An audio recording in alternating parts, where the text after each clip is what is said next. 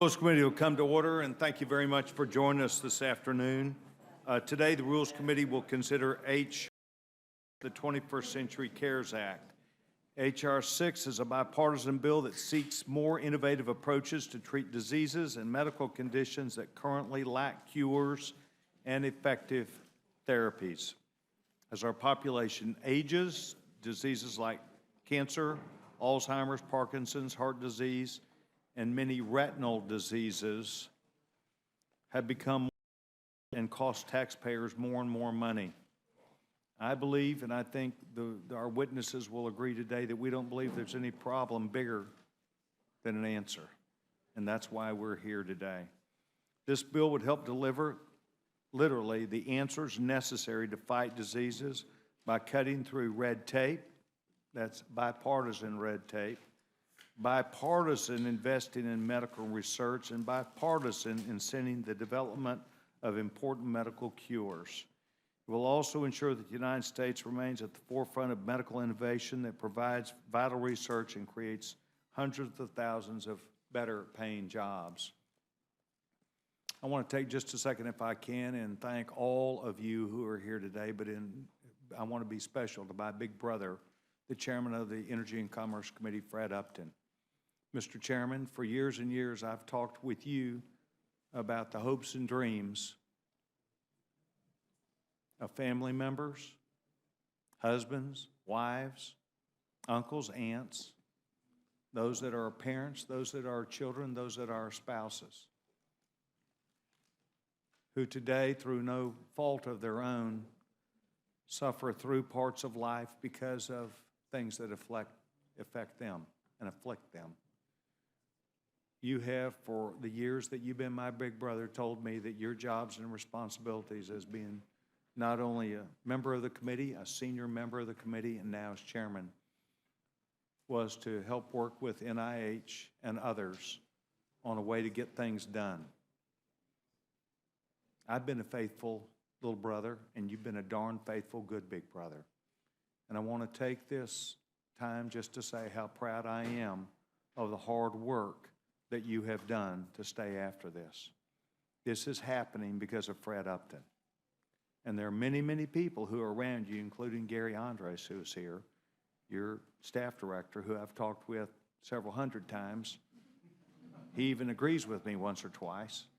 But you always found a way to give me positive feedback that you would keep after this bill, or what became this bill, for a long, long time. And I want to personally thank you from the very bottom of my heart for not only your attention to detail, but the hard work that's necessary to reach across the aisle, to reach a compromise. I'll be real blunt. I think this bill is all about spending money more effectively and more efficiently. I think it's about finding answers. Maybe it's about having more questions, and I can handle that. That will lead to more answers. But it is about ultimately taking the work that we already have before us and getting something done. The promise that is out there is that if we are faithful men and women, if we give our dollars and our faithfulness to the medical community and the research community, they'll deliver. I wish you Godspeed. I want to thank you for your attention to detail and what you're delivering here today. I also want to welcome our ranking member, Diane DeGette.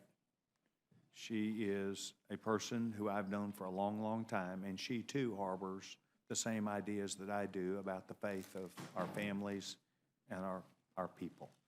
Not just people we represent, some we don't know, but wherever they are, I think this bill will be there to help a lot of people. So I want to thank each of you for being here today. Your hard work does matter. Before I defer to both of you, I want to defer to the ranking member, the gentleman from Florida, Judge Hastings. Judge. Thank you very much, Mr. Chairman. Yes, Mr. Chairman, very briefly, and I too am grateful to the chair and ranking member with reference to this matter, and I'm actually a co-sponsor of the measure, but I do have some concerns where we're changing, in some respects, rules mid-course, and I think it could be harmful to future negotiations by creating a climate of unprecedented uncertainty. Who's to say that the rules won't continue to change in the middle of business negotiations? It seems to me that this measure is trying to garner new therapies in the market, and yet with the large impact of Section 4002 on industry, there are going to maybe be fewer therapies coming to market, not to mention the significant reduction in the research and development. So I would hope both our presenters will address that concern. Additionally, Mr. Chairman, it is clear that this legislation is the product of numerous conversations, thoughtful consideration by both the chair and ranking member and many others on the committee, and some pretty careful compromises. It provides the FDA and NIH with some increased funding and additional tools to encourage biomedical innovation and the development of new treatments and cures. However, I'd be terribly remiss if I did not point out my disappointment that after a bipartisan markup, the majority made last-minute cuts to NIH funding and have weighted this bill down, and we seem to be doing this repeatedly with our legislation now, and it's concerning to a lot of us by weighing bills down with controversial policy riders, such as the prohibition on federal funds as being used for abortion services. And I'm sure that that's something that we're likely to hear from with our presenters. With that, Mr. Chairman, I yield back. I thank the gentleman very much. I think that both of you know you're no stranger to people having ideas about bettering bills, ideas that they have about not only funding, but the things which they perceive will be good and better.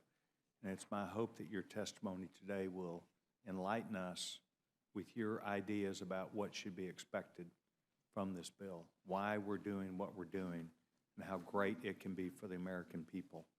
And I want to thank both of you for being here. Without objection, anything you haven't read will be in the record. And the gentleman from Michigan, young chairman of the committee, is now recognized. Well, thank you, Mr. Chairman. I appreciate your very kind words. And for those that are watching about the big brother, little brother, when Pete Sessions became a freshman member of the House, I was assigned to be his big brother. And as it turns out in the gym, his locker is across the little way from me. And yes, there are times that I might forget something early in the morning as I play tennis, and I borrowed things from his locker that are too big for me. So somehow I'm his big brother, maybe because of that. But we are very close friends, and I appreciate that. And your strong words of support. Let me just say, I have a great statement that I'm going to insert as part of the record. Appreciate my crew. I appreciate my partner in this, Diana DeGette. I appreciate every member on both sides of the aisle as we embarked on this legislation. And I must say that we started in December of 2013. We started more than a year and a half ago trying to figure out a way on how we could expedite the approval of drugs and devices. And we listened. That's really what we did. We listened. We didn't tell anybody anything. We listened to all of the experts that were out there.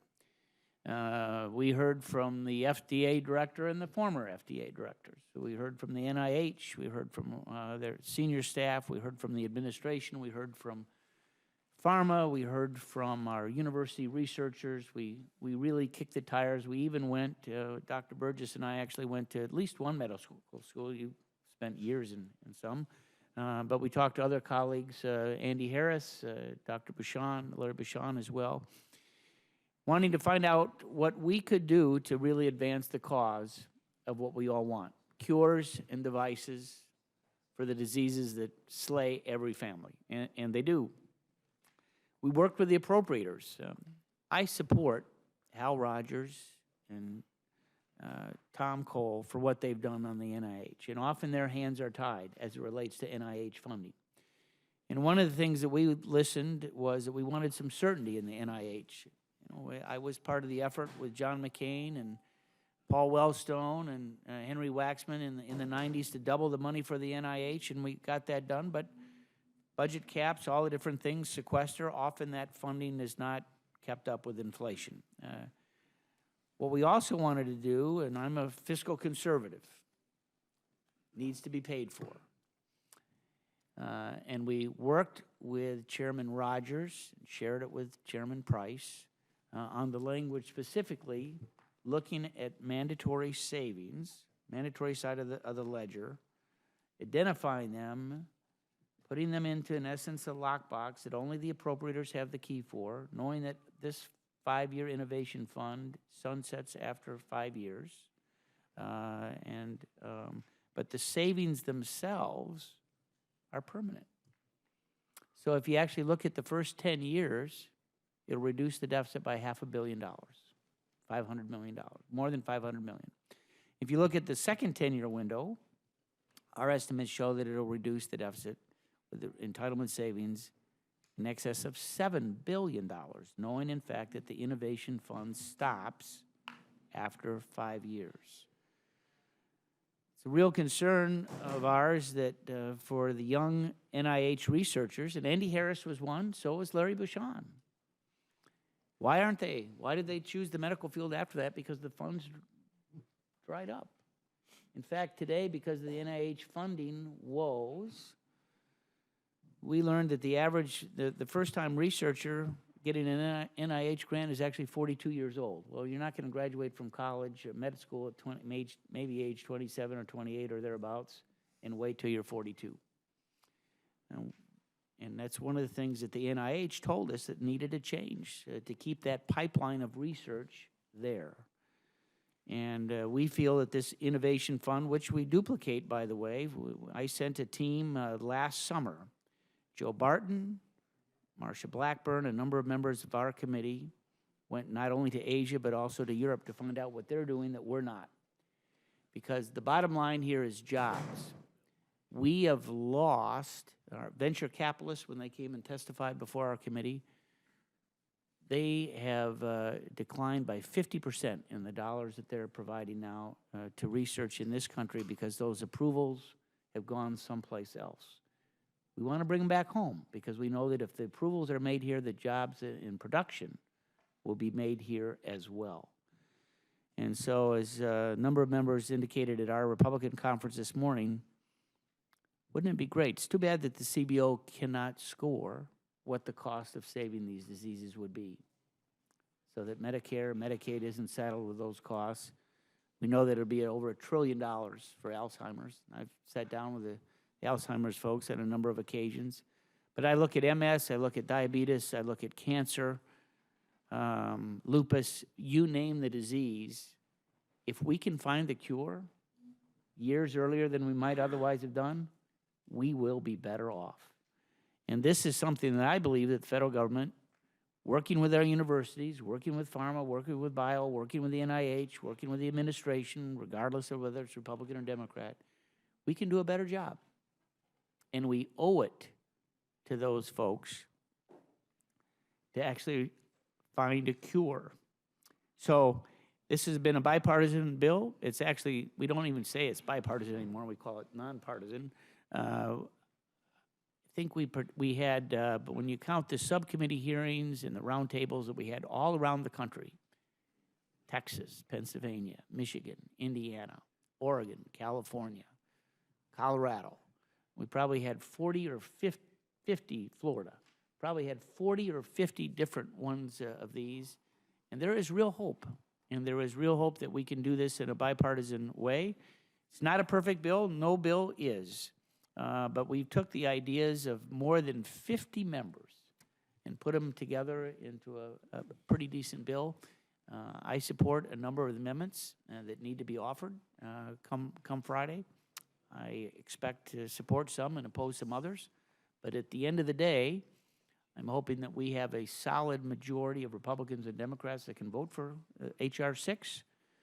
And with that vote total, get the Senate's attention so that they can do something as well. We know that our bill is more comprehensive, but remember we started in December of 2013.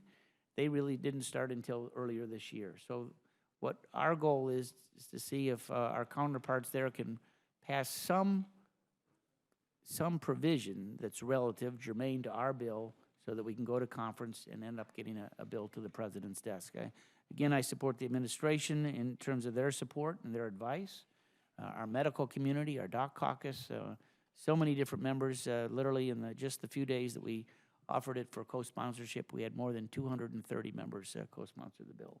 And we had a number of folks who came at the end, but we had filed a bill that were not able to do so. So I appreciate, again, your kind words. I look forward to working with this committee to make this bill even stronger and to ultimately get it to the president's desk. And I yield to my ranking member on one of the subcommittees, but my partner, the Upton to Get bill, and Frank Pallone, the ranking member of the committee, is in full support of what we've done. I gotta just say too, the leadership on both sides, Nancy Pelosi, Steny Hoyer, John Boehner, Kevin McCarthy, Steve Scalise, Kathy McMorris Rogers, they've been in the wheelhouse with us writing this legislation. Yield back. Mr. Chairman, thank you very much. I appreciate that. If you have anything in writing, I'd appreciate you leaving it for our awesome stenographer who learned how to speak and listen to Texan this year, but I'm not sure she's used to Michigan yet, so we'll give her a shot at that. Thank you very much. I mean, she has no accent. Yeah, she's pretty awesome. Diane, thank you. I'm delighted that you're here, and the gentlewoman is recognized. Thank you so much, Mr. Chairman, for allowing me to comment. Most especially thanks to Fred Upton for recruiting me to co-chair this important effort.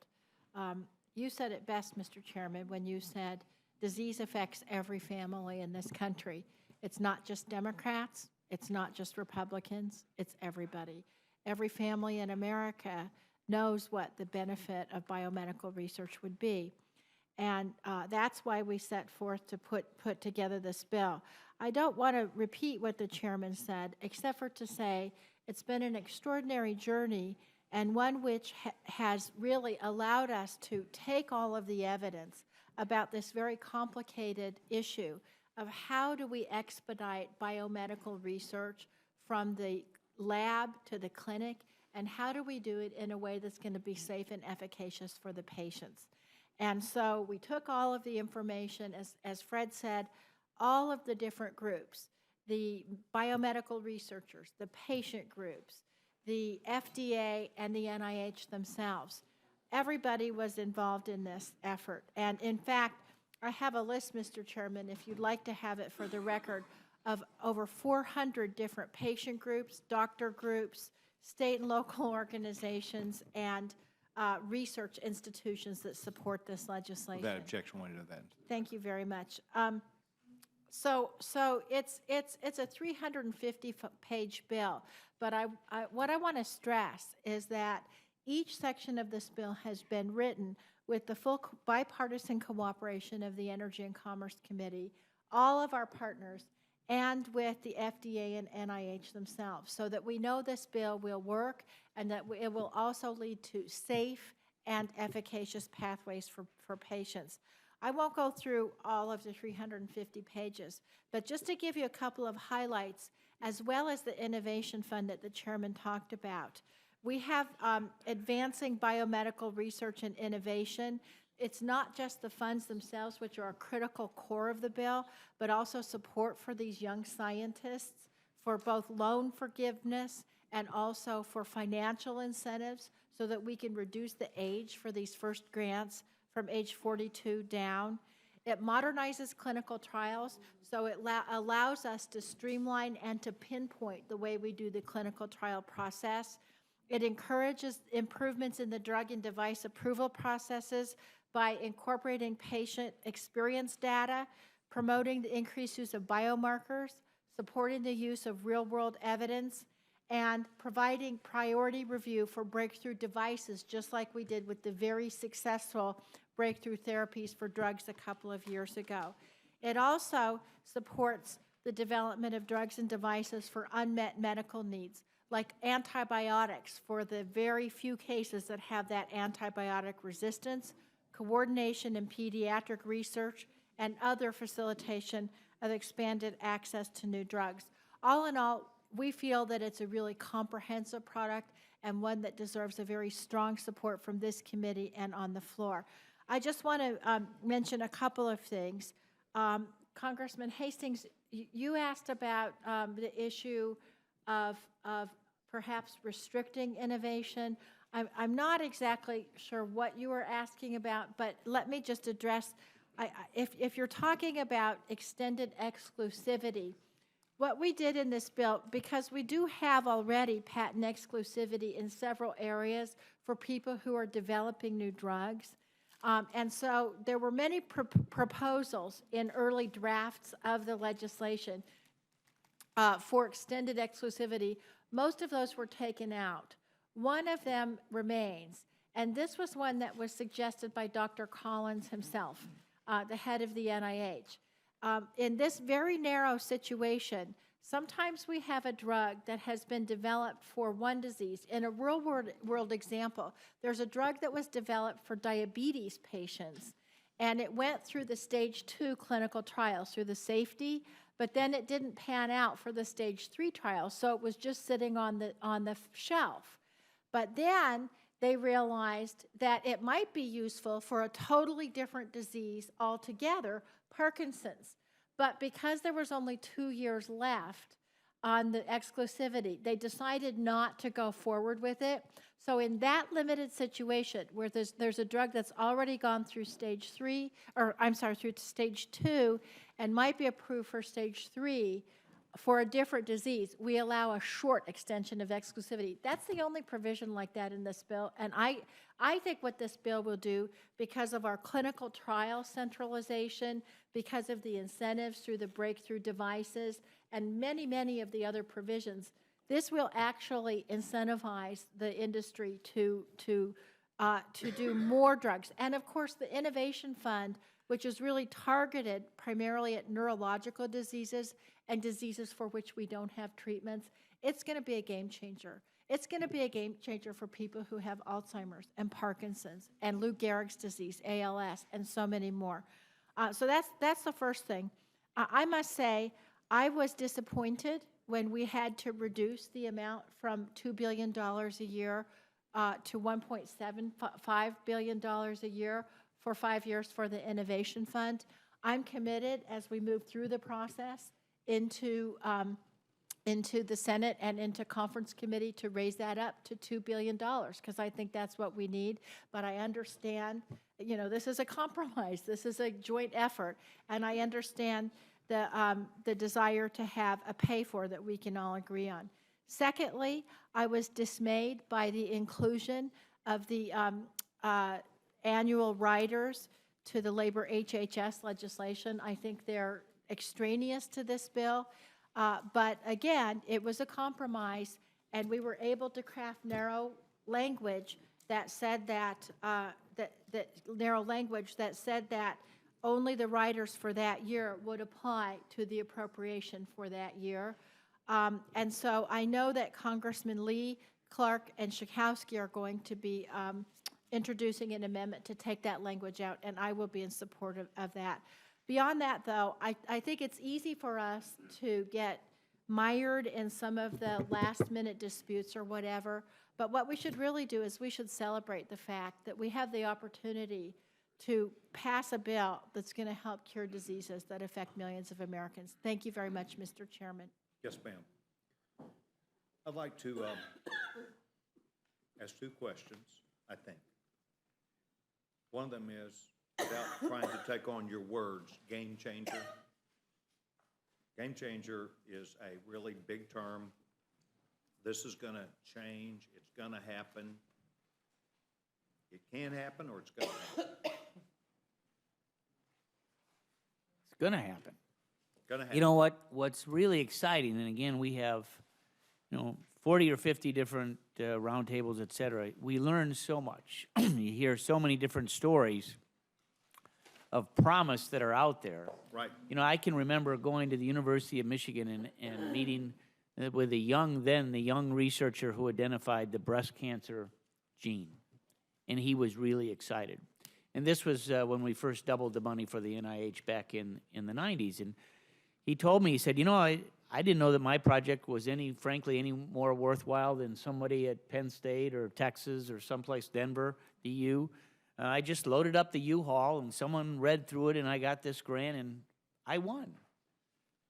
But that's not to say that there weren't other winners that were not funded. And so, you hear about research that's going on and drugs, things that are being denied Americans because they've been approved overseas and not here. and then you see the manufacturing that happens overseas. We know that with this additional NIH money, it's going to help. It is going to speed that timeline up with the reforms that Diana talked about, the streamlining of the clinical trials, all that. You're going to get drugs faster to market. They're going to be cheaper because you're not going to, the average drug to a market today is almost 10 years, sometimes longer, sometimes more than $1 billion. Well, if you can shorten that time, it's going to be cheaper, and you're going to get it to people earlier. And the promise that we've heard, I reference a great conversation that I had with one of our colleagues who's learned a lot about an MS drug. And this particular drug, it's in human trials now, and it stops at day 1 and then reverses it 6 months. Maybe in January you didn't need the walker that you need today in July. They're making great advancements, but guess what? That trial's overseas. It's not here. They gave up here. We want to change that. We want to be able to allow the FDA to do a better job, and they can, with more resources as well as the NIH, so that we'll be a game changer for every disease under the sun. Really, that's what we're doing. Mr. Chairman, let me just add one example that really puts a fine point on it. Cystic fibrosis. Yeah. So Last week, cystic fibrosis, the Cystic Fibrosis Association, they realized that some of the people who have cystic fibrosis have a certain gene in their bodies. And so what they did, they pooled their money together. They went and hired a researcher who was able to use the genome to figure out how to shut off that gene. And he developed a drug. And for the people who had that gene, which is somewhere between 10 and 20% of people with cystic fibrosis. Actually, more than that now. It's 40. Well, it's about to be. But, No, it was approved last week. Right. So they were able to cure cystic fibrosis. They were able to cure cystic fibrosis in those people. So then the researcher went and he found another gene that affected about 40% more. And he put in that application, and now they think they're going to be able to cure 40% more of the people. That was with the drug cystic that was fibrosis. approved just last Right, week. just last week. Just last week. And so we say to ourselves, why should we have to rely on a group of people affected by a disease putting together some kind of a foundation to hire a researcher and hope that they can do it? We should be doing this as a nation.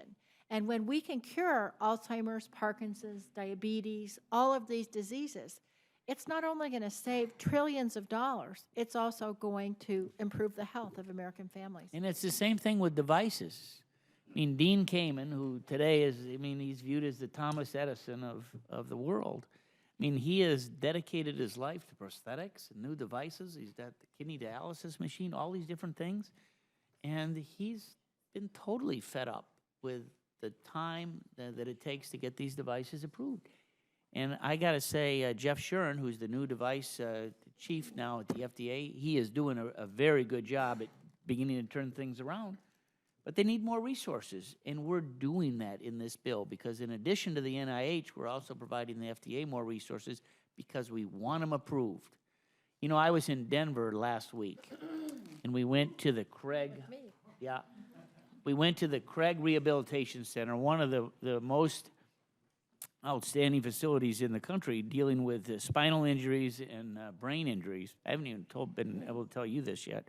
But we saw a device that maybe you remember what the name of it is, but it's almost like a skeleton. Exoskeleton. All right, I said right. I was pretty close. Exoskeleton. And it weighs about 54 pounds. And with a little bit of movement, and one is able to control and actually walk in this machine. Now, it costs about $80,000 to $100,000. So I saw this in use in Denver. I went back to Michigan on Wednesday. There's a front page story in my local paper of a fellow who fell through a roof, and he broke his neck. And they're doing a charity drive so he can buy one of these machines that will work on him for $100,000. Now, while we were there, we saw a machine that's half the weight of that. It's 34 pounds, not nearly 60, and it's half the cost of the exoskeleton that he's trying to buy. And they've been testing this machine at the Craig Hospital for nearly a year, waiting for FDA approval. It's time to get these things done now. You're kind of answering the questions that I have too, and I want to be very polite. I work with Paul Seavey in the National Eye Institute. I have the greatest of respect for Paul and count on Paul. I mean, he's true north to me.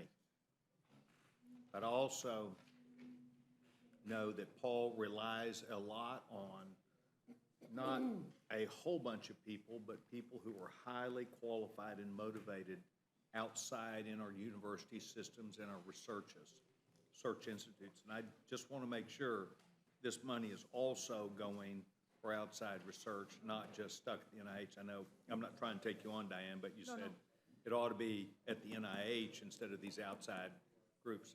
I will tell you, Foundation Fighting Blindness, FFB, is working with NIH, and I think these collaborative partnerships do work very well. Well, let me just say one thing, so I was in Indianapolis doing an event, a roundtable, spent the day there with Susan Brooks and Larry Bouchon. And they brought in the university people. Remember Mitch Daniels, but he had a fellow, Dan Evans, who runs the state university system for healthcare. And they're terribly excited about the collaboration with all the institutions within the state of Indiana and what that $2 billion will mean for them to advance the cause of research. So it's going to work.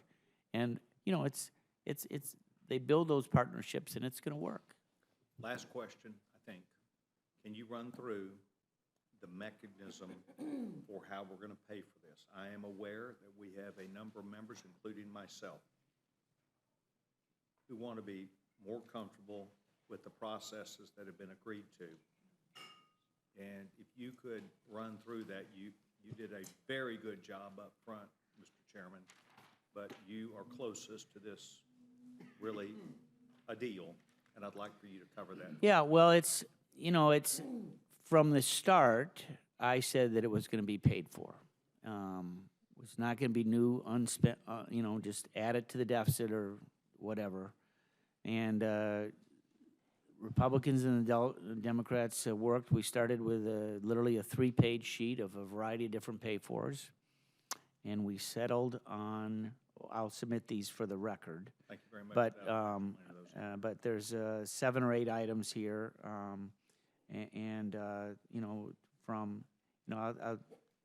I guess the biggest one is the Strategic Petroleum Reserve. Let me just tell you a little bit about that, and then I'll submit this for the record.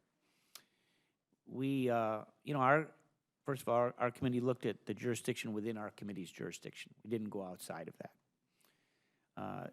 I can remember the oil embargo back in the 70s, and I remember Congress then set up the SPRO system where we have to have a mandate at least a 90-day supply.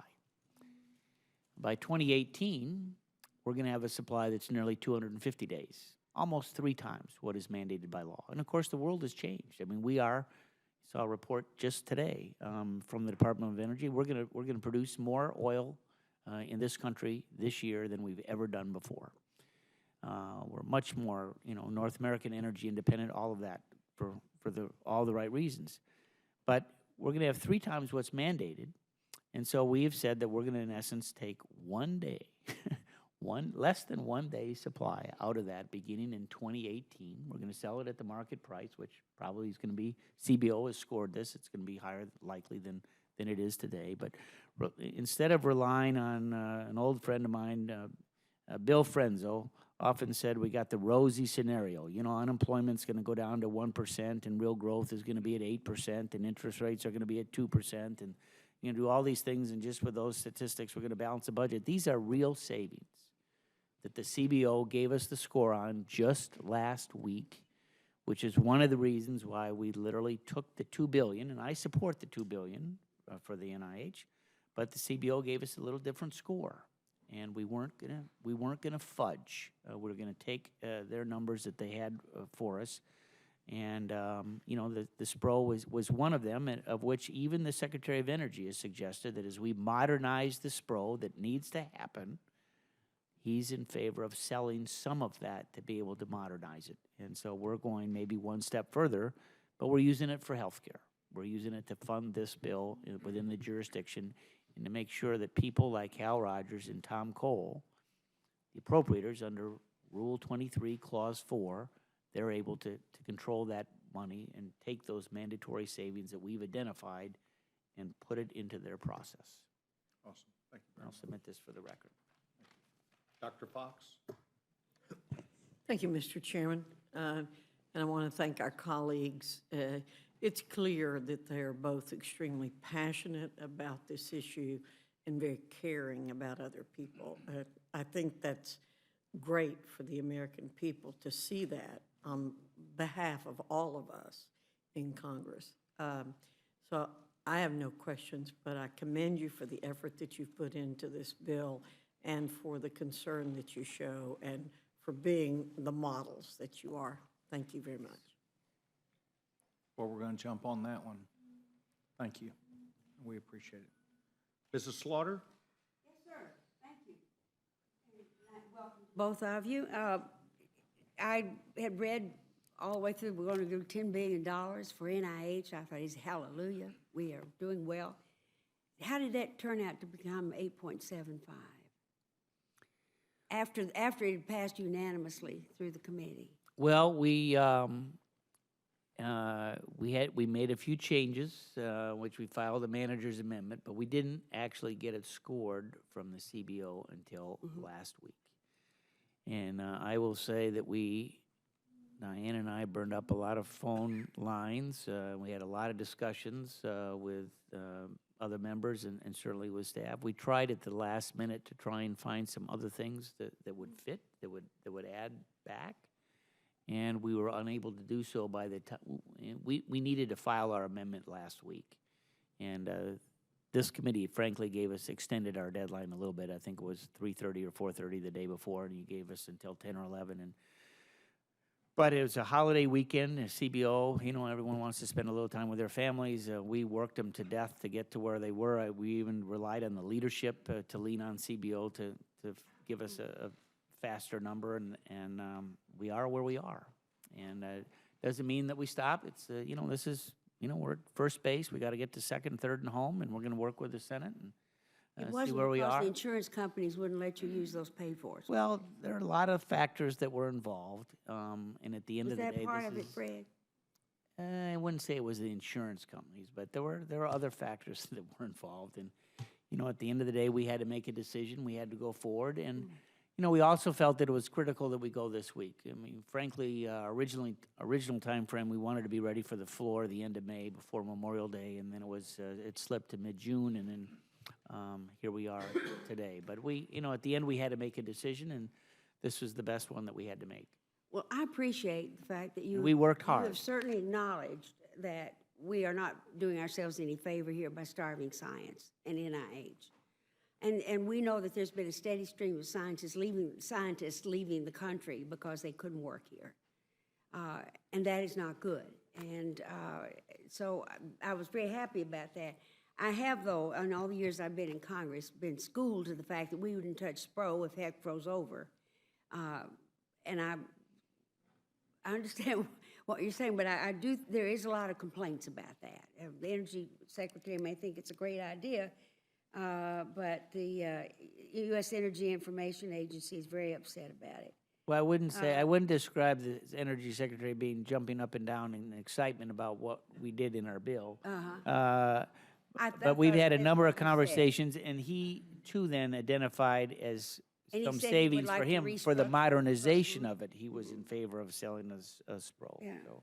But he's still got almost 3 times what is mandated in those reserves. It's a little, in my mind, the idea to spare all the insurance companies who do very well and to take away the petroleum reserve. I'm not sure. Well, the that's SPRO was in our bill as it came out of committee. I understand it. All right. No further questions. Thank you, Mr. Chair.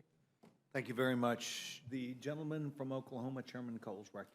Thank you. Thank you very much, Mr. Chairman. It's very hard for me to question my friend when he's busy trying to get extra money from my committee I to know. spend on something that we both agree on. But let me start out by saying, number one, I appreciate the manner in which you both have worked together and both have worked through the process, because there have been concerns, and you've really gone the extra mile, Mr. Chairman, and to try and work with people. And that is much noted and appreciated on my committee, certainly. And frankly, it's pretty typical of both your styles anyway, so thank you very much. I've got 3 or 4 concerns.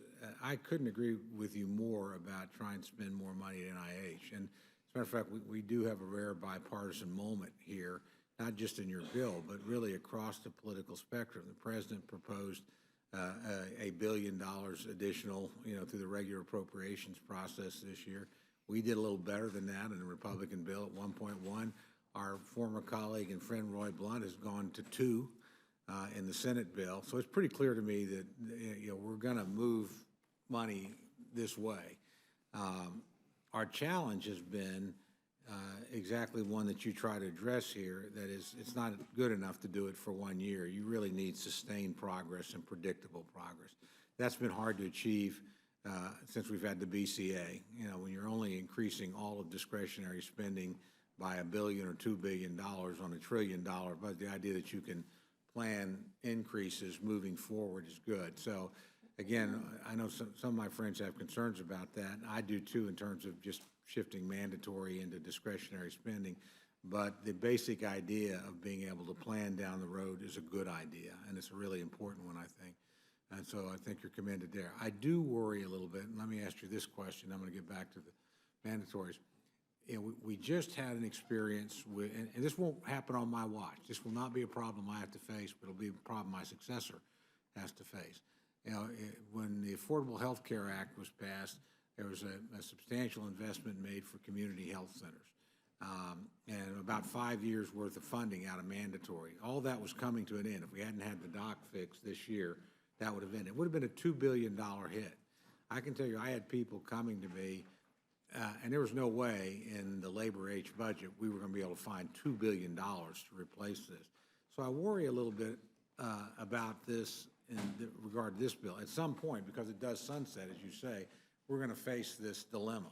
It's either going to end, and all of a sudden, to sustain rate, you're going to have to find another $2 billion, or it's going to just simply we'll just start debt financing it, because, these programs will be popular. So how would you address that? What are your thoughts on that?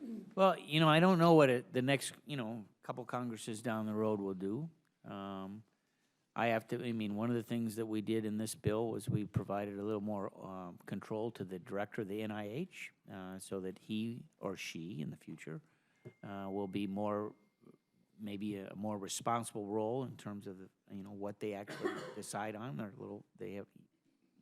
Dr. Collins will be in a stronger position if this bill is signed into law than the authorities that he has today, and therefore, but I'm sure that our committee will continue to have oversight in terms of what they're doing.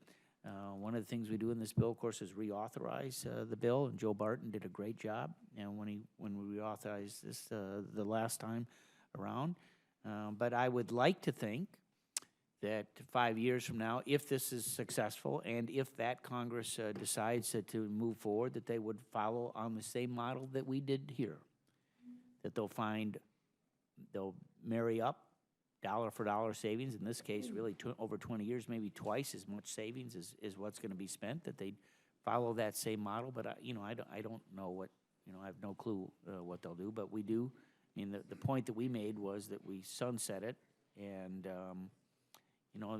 that certainty, as we talk to Dr. Collins and others, they're very excited about where this is going to take us in terms of the potential for cures on the diseases that impact all of our constituents. And let me just add, too, as we all know, biomedical research doesn't happen just by the appropriations year. And so having a 5-year known quantity for researchers is going to be extremely important for getting these advances, for getting the grant applications and getting the advances.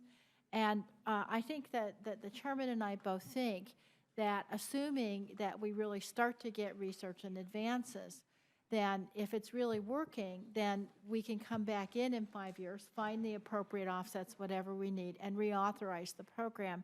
An example I frequently give to people when they ask this question, the Special Diabetes Fund. Some of you were here when we did the Special Diabetes Fund. I'm the co-chair of the Diabetes Caucus. And we did the Special Diabetes Fund in 1999, and it was Newt Gingrich and myself.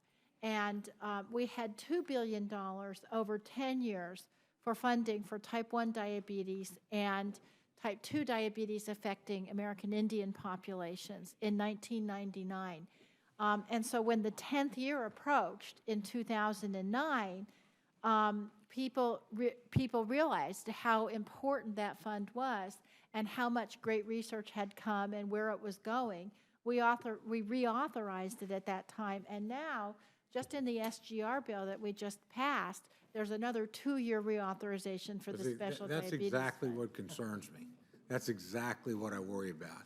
Because we're basically taking mandatory, look, our budget is unbalanced by mandatory spending. You give appropriators a number, they live within the number. They've actually cut discretionary spending. We're spending about $150 billion a year less in the discretionary accounts than we were. What drives the debt is mandatory spending. So if we're going to make mandatory savings and we're running a huge deficit on the mandatory side of the budget, which we are, and it'll get worse, then why are we redirecting that money, to the discretionary side? Those savings ought to be captured, the classic, argument would be they ought to be captured to deal with the deficit that mandatory programs are created. Well, remember, we actually identified more savings than are being spent. So in fact, the deficit will be going But down. that assumes, again, we don't do what we did with community health care centers. That assumes that the program does sunset in 5 years. I mean, those savings only pay for it in 10 if you stop spending in 5. And if you keep spending, and look, I'm trying to be, because I want to get there. Because I think the policy in this bill is really good. I think the investments are really important. And I think the potential savings that you point out are real. And I think they need to happen. But this idea of funding the discretionary side of the budget with mandatory spending, it's really the road in the wrong direction in terms of getting to the fiscal health of the country, unless you're going to get some breakthrough that fundamentally change the arc of Alzheimer's. And, let me echo what Fred has said, which is if in 5 years we don't want to reauthorize it, then we won't. But in the meantime, we think we will have those savings. And I must say, Dr. Burgess can talk to us about the bill that we're working on together to look at the way we score, these biomedical. Not to be skeptical, but I guarantee you, 5 years ago when we were funding community health care centers, a lot of people said, well, we'll make this investment and they'll stop. I know what the political pressure is. And that's a good investment. Look, I don't really believe we'll stop doing this in 5 years. I have a real hard time believing that. We can, but I know what a $2 billion hole looks like in what's now a $31 billion agency that's really focused on really important stuff. So, one of the things I do like about what you did, and so I'm sort of going back and forth in my own argument. Initially you were just going to put the money there, and we still had to live under the budget caps, which meant you got to add $2 billion in research, and I got to go whack $2 billion out of education or someplace else in the jurisdiction. So you figured out a way to get us around that, which I'm grateful for. Because, we would have just had to cut something else. It wouldn't have made that much difference. This is now value-added money. What I do worry about, and I'm not sure you can really answer the question. It's not even fair to ask it, but, well, it is fair to ask it because we're going to have to all face it in 5 years. Does this then become permanent mandatory spending in the discretionary side of the budget? I don't know that. I don't think the community health care example, and I was very supportive of what we did in the doc fix there, let me say that. So I was happy to vote for it, but that suggests to me the pressure behind these things mounts. It doesn't go away. Well, I would say that, there was another case where we fast forwarded, put together appropriations on the pandemic drug bill, after 9/11, that was made mandatory, and in fact, that moved to the discretionary side of things. Well, yeah, I know. I get to deal with that. It's not real helpful. Yep. I mean, because then, you know, you have your discretionary spending taken up. So it's a challenge. It really is going to create, at some point, a real challenge either for the Congress in terms of we're going to continue down the road of mandatory spending for discretionary projects, or for whoever my successor is that's sitting there all of a sudden has to find either cut NIH by $2 billion, which nobody wants to do, or cut something else, or, you know, to try and maintain that. So, and that puts you, all the choices in here, and I will tell you this is a hard-nosed Republican. They're particularly tough choices for Democrats usually, because everything in the labor age budget is, you know, generally pretty popular with most Democrats. Republicans can actually, there's a reason why we're able to add $1.1 billion. There's more of these programs we have questions about than some of my Democratic colleagues do. But it is a real difficult challenge if 5 years from now somebody's sitting there saying, where do I find the next $2 billion, or how do I take it out of NIH's hide? Because all the very good things you're talking about, those, we do need to increase the number of research grants out there. No question about it. We do have people leaving the profession because they can't, you know, they don't just get all these degrees to go teach. They want to research. They want to do cutting edge science, and we're not funding nearly enough of it. And so, I mean, we're going to make that commitment one way or other in the next few years. And this could be a real keystone in it. So I'm not being critical. I'm just asking the same question some of my colleagues are asking. And we thank you for that. And I also want to just commend again Hal Rogers, we worked with for 2 months to make sure that we had, so you didn't have to take it out of something else. Oh, I know. I was screaming at him in I know. another Well, room. that's good. Maybe we should have gone to you first. Maybe would have been anyway. But you know, too, let me just say for the FDA, I mean, one of the things that we heard from the pharmaceutical companies, you know, let's take advantage of the genome model, biomarkers. The FDA, you know, didn't have all the people there to do the work that was going to get done. Maybe 30% of them. That's changing. Janet Woodcock, who you know well, she's done a good job at looking and identifying that as a source to try and get it moving forward, and we're going to be much better off because of it. Let me suggest a couple things, and then Chairman's been very generous with the time, and I know there'll be a lot of questions, because this is genuinely an important piece of legislation. I mean, really important. In a perfect world, the way to deal with this would be simply to focus on the larger entitlement picture and come to a larger budget agreement. You know, and it is frustrating if you're an appropriator, because we've taken a lot of cuts in the last few years, and that's the job, but we haven't seen out of Ways and Means or E&C much in the way of entitlement reform, which is where 70% of the money's at. And I still hope this year we have a larger budget deal, somewhat like the doc fix, where we have some entitlement reform in terms of from relief for discretionary spending that both sides agree is appropriate. Why not take that tack? By doing this, are we sort of putting off dealing with that problem? Because sooner or later, we're going to have to confront it. I hope not, and that's I agree with you on the larger context, but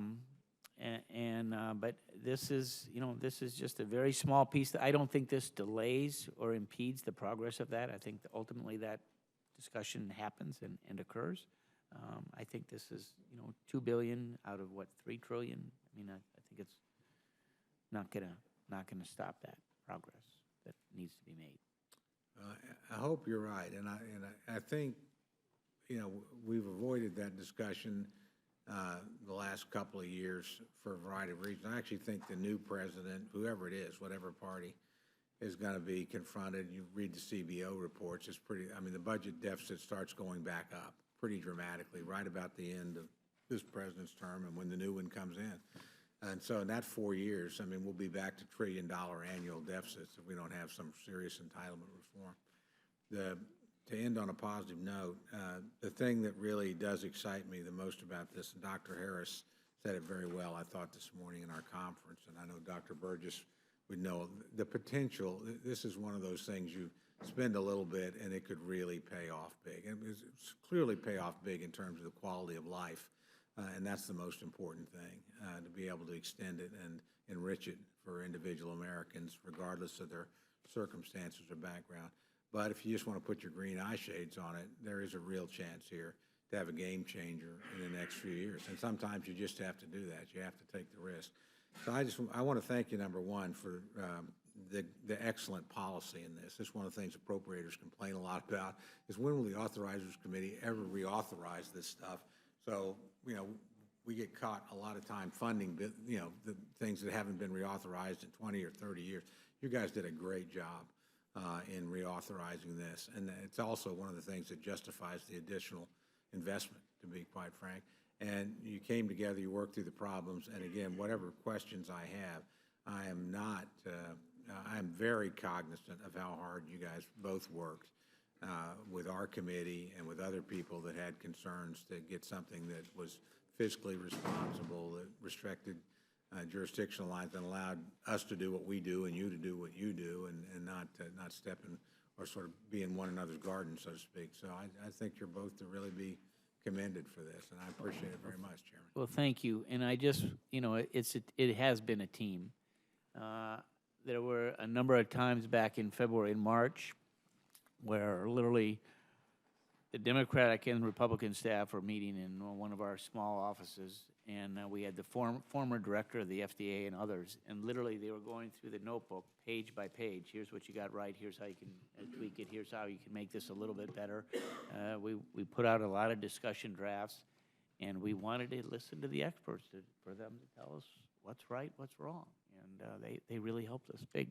Well, in the annals of Congress, we all like to, and we all beat up on the institution far too much when we should.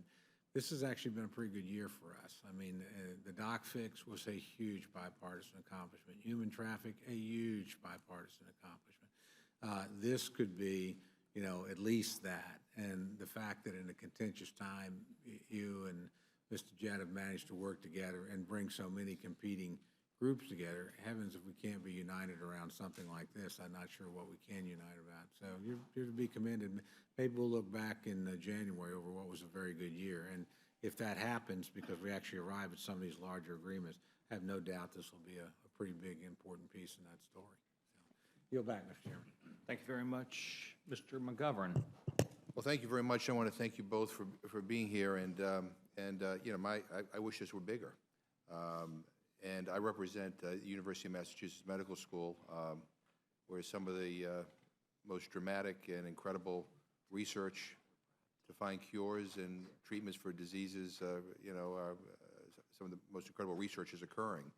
And, when people talk about, NIH research, sometimes they think it's all happening here in this area at NIH. The reality is they provide investments and grants to research institutions all around the country. I mean, at the University of Massachusetts, we have a Nobel Prize winner, Dr. Craig Mello, who came up with this groundbreaking discovery of RNA silencing. Don't ask me what it all means, but in layman's terms, it's a way to shut off bad cells. And it could, and if the research is continued, I mean, you can find cures and treatments to everything. I mean, it's a huge deal. And the problem that they tell me is that because of the lack of certainty as to where money's coming from, because of this ridiculous thing called sequestration, where important medical research projects were halted midway through, their trials, that they're losing researchers, that some of their best researchers are being wooed by China, by India, by Singapore, of all places. And I think there's a real fear that not only are we going to lose the brain power here, but they're going to find a cure to Alzheimer's or diabetes or whatever in Singapore or in India or in China, and then we'll be buying the drugs from them, and they'll be they'll be the ones who benefit from all of this. And so this is important stuff. And I got to tell you, I appreciate the fact that it's all paid for. I just wish sometimes that we were more concerned about how we pay for wars that are going on halfway around the world, or some of the money we send to some of the most corrupt governments that we claim are on our side. We just send billions and billions of dollars. We don't even debate that in this Congress. never mind, do appropriate oversight. But this is a win-win-win. I mean, you find a cure to Alzheimer's disease, then Medicaid will never have another problem. And Medicare will be, I mean, we will find ways to control entitlements without having to. Sounds like you're talking tax cuts to me. Yeah, but we'll find a way to control entitlements without having, without having to lower the benefits that people get or lower their quality of life, and improve people's quality of life. We create jobs. All these research dollars create jobs. Basic medical research is used, by, not just by research institutions like University of Mass, but, biotech companies, I mean, on and on and on. They create more jobs. They pay taxes. You can put that money toward reducing our deficit. I mean, I've always been frustrated that we haven't done nearly enough in this area, and I see, and the potential is endless. So I appreciate this, this kind of step forward. But we all got to understand one thing, that the breakthroughs that have been made over the years. I mean, I think today the average American lives 6 years longer than in the 1970s. We have dramatic reductions in the deaths from heart disease and stroke. Astonishing increases in life expectancy for patients diagnosed with HIV. Now maybe even on the edge of a cure. These things just didn't happen. They happened because of the research, the basic research that was funded, through NIH. And so like I said, I wish this were even more dramatic. But I understand the world that we live in here today. But this is where we're missing the boat. And so I look forward to seeing this come to the floor, and I hope that we can get a good, strong bipartisan vote on this. And I wish the president would talk more about this. I wish, his State of the Union would have an Apollo project that in, 5 years from now, we're going to find a cure to Alzheimer's disease. And 10 years from now, we're going to cure even more cancers. And I mean, I think that's the kind of innovation and hopefulness that I think would be really welcome here. And so this is a step in the right direction. I wish it were more dramatic, but it is what it is. And I look forward to seeing it on the floor tomorrow. I yield back.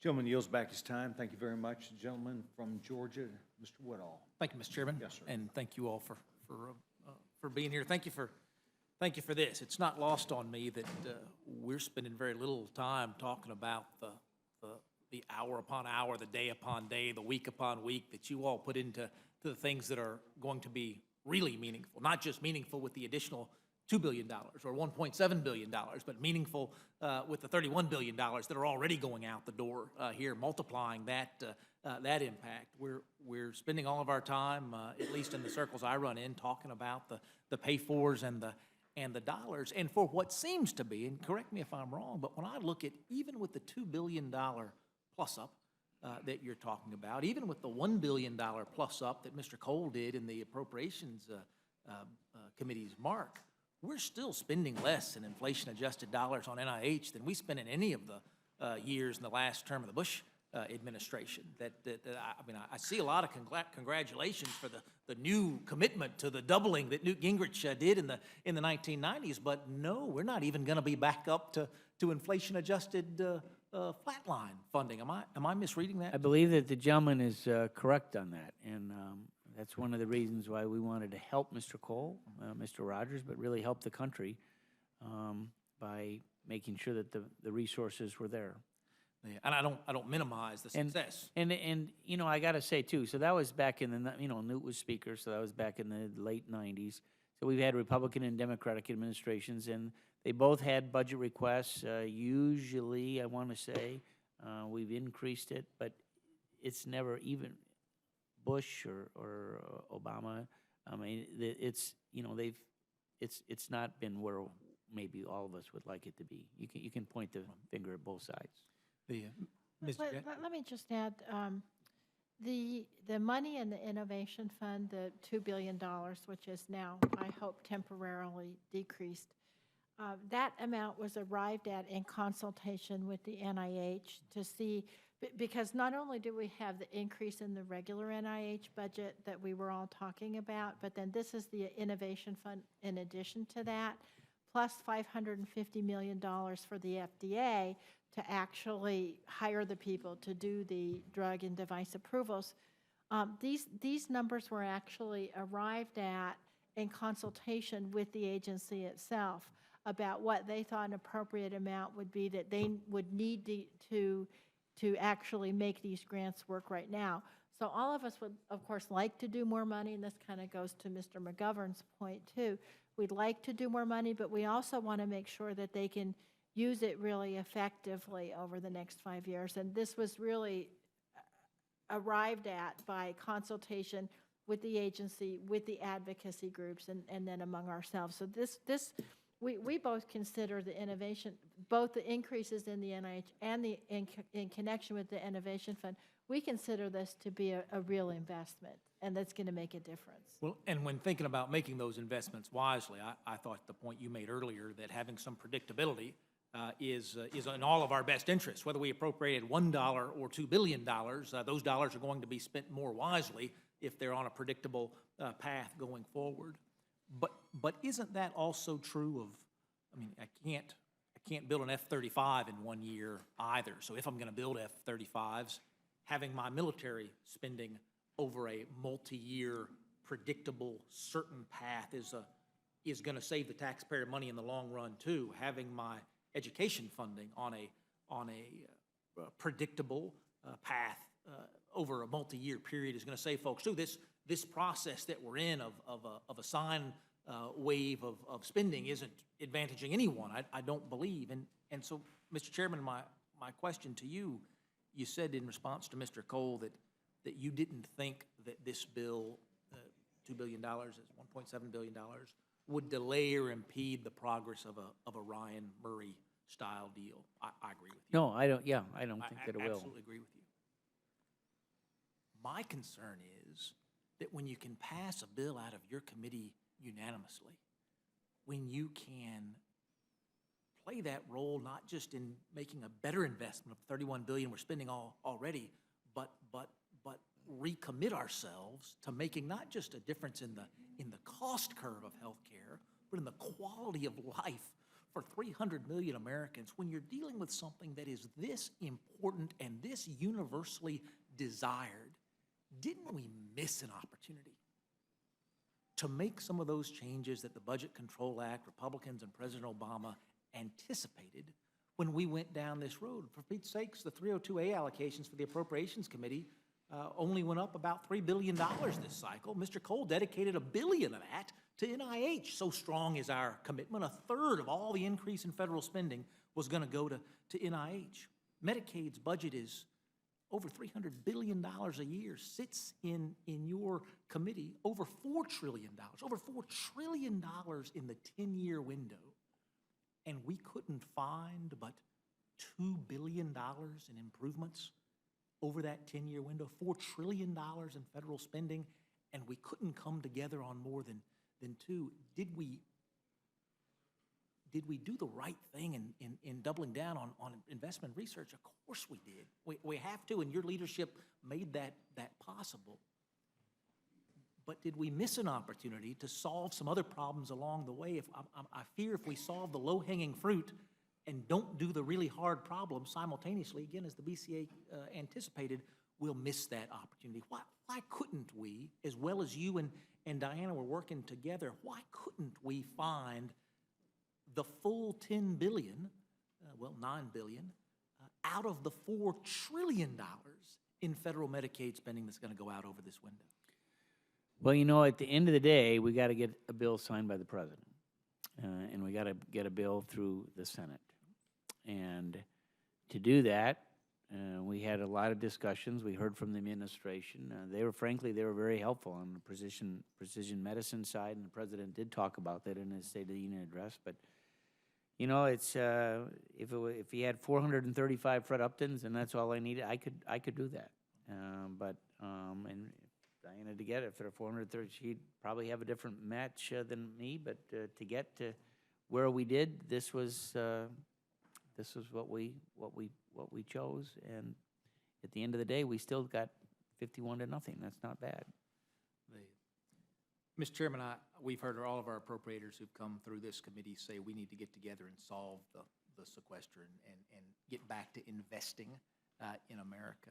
I'm tickled pink that we're coming together today to invest in America, but I really do worry we've missed an opportunity to come together and make some other changes that were important. And I hope, Mr. Chairman, as this goes through conference, if there is an opportunity to do more in that way, again, this isn't just mom and apple pie stuff. This is making mom healthier and making apple pie better kind of stuff. We like blueberry in Michigan. But fair enough.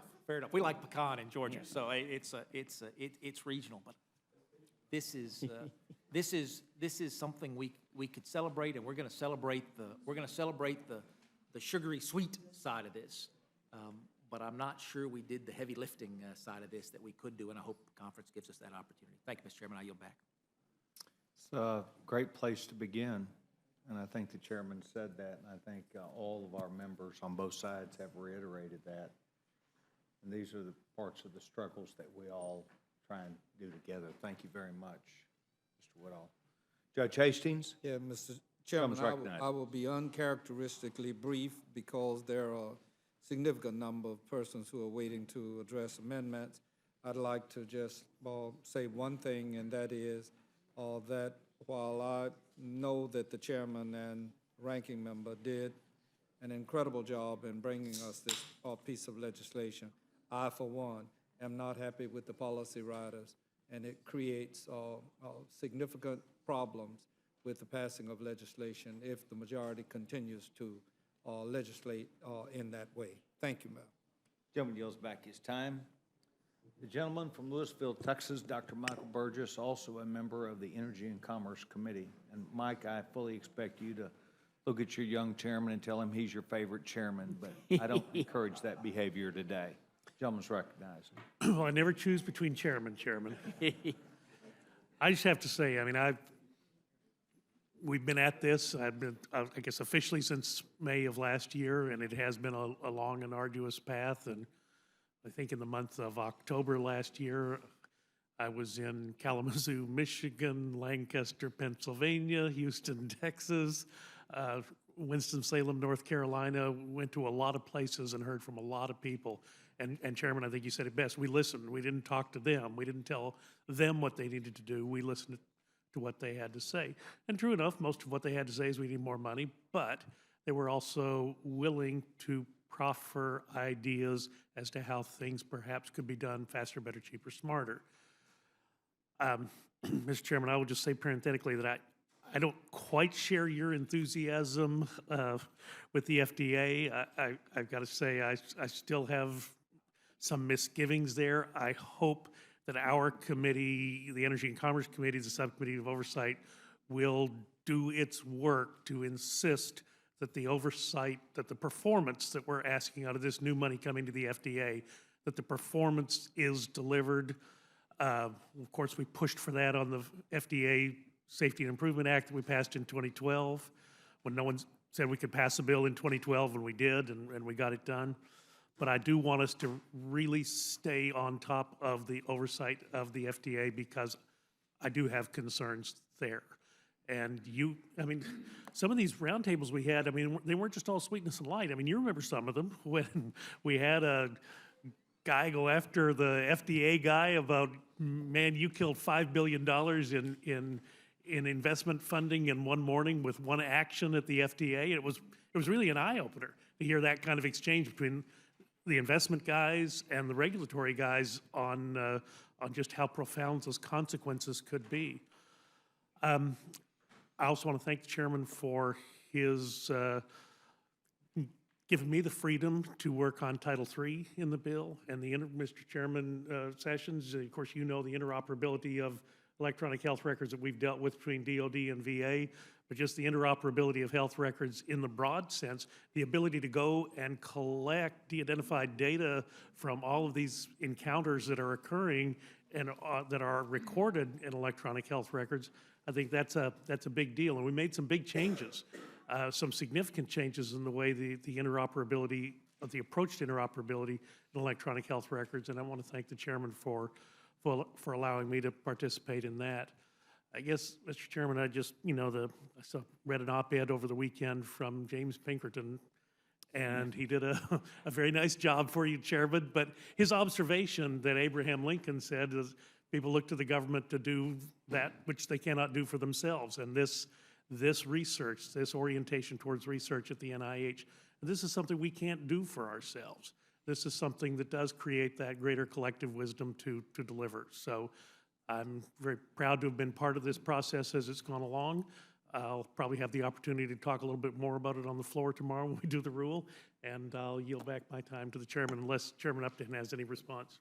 No, really appreciate all of your input.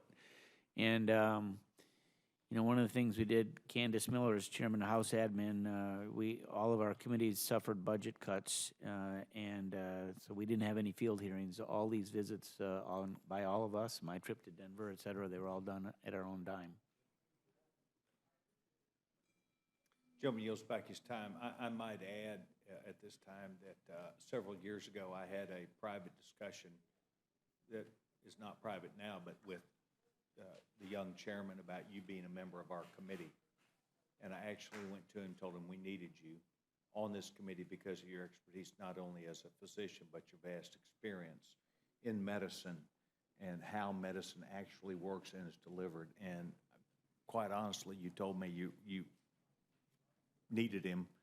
He's been value add for us, Fred, and I want to publicly thank the service that Dr. Michael Burgess has given to this committee. I know what he does as a subcommittee chairman for you, but we really appreciate it, and his time has been very beneficial, I think, for the entire Congress. So I wanted to let you know we were both right. We're both right. Gentleman from Alabama is recognized. Thank you, Mr. Chairman, and I appreciate this really terrific presentation. I suspect everybody in this room shares two things at least. One is that either we ourselves or a family member or somebody that's close to us has been the victim or is the victim of a disease that we don't have an adequate answer for. The other thing we all share is that we're all creating more debt for each one of us and all of our children and grandchildren. And those two things come into conflict in this bill. It's unfortunate if that's the case, because if we were addressing the bigger problem with mandatory spending, and this is a little bitty part of mandatory spending, if we were addressing the real problem, mandatory spending, we wouldn't be facing this. The problem is, as we fail to address that problem, we squeeze out other good things because we have failed to deal with the underlying massive problem of mandatory spending. We squeeze out domestic discretionary spending, and we squeeze out stuff like this. The fear that some of our colleagues have, and I share it, is that once we put this into place, even if there's a sunset, it's such a good thing, it really won't ever sunset.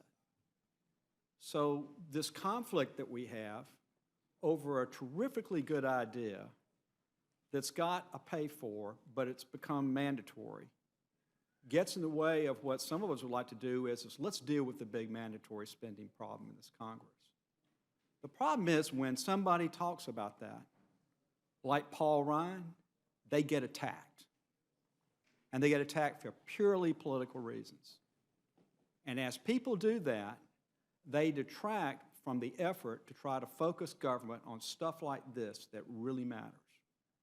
So I wish the demagoguery by people on that issue would stop so that we would start acting like the adults we're supposed to be and deal with the fundamental problem facing America with regard to government spending, which is that we don't have the guts to do the job we are supposed to be here to do, which is to do the people's business in a responsible way. And because we haven't done it yet to this day, we're sitting here having a debate about whether this is the right way to pay for this, when it's something that I think everybody agrees is a fundamentally good thing, and a fundamentally good thing for the federal government to do. So I just wanted to make that statement because we need to say that over and over again, because that issue is going to come up every time somebody comes in here with a good idea. We're going to say, that's a great idea, but we can't pay for it. And the reason we can't pay for it is that we won't address these other mandatory programs that have gotten completely out of control and absolutely dwarf the amount of money that you've come here to talk about. This is a very, very small amount of money compared to all the other stuff we're talking about. And I just say that, and I'm going to continue to say that on this committee and other places, because I'm ready to go out and walk the game plank. I'm ready to take whatever demagoguery somebody wants to throw at me.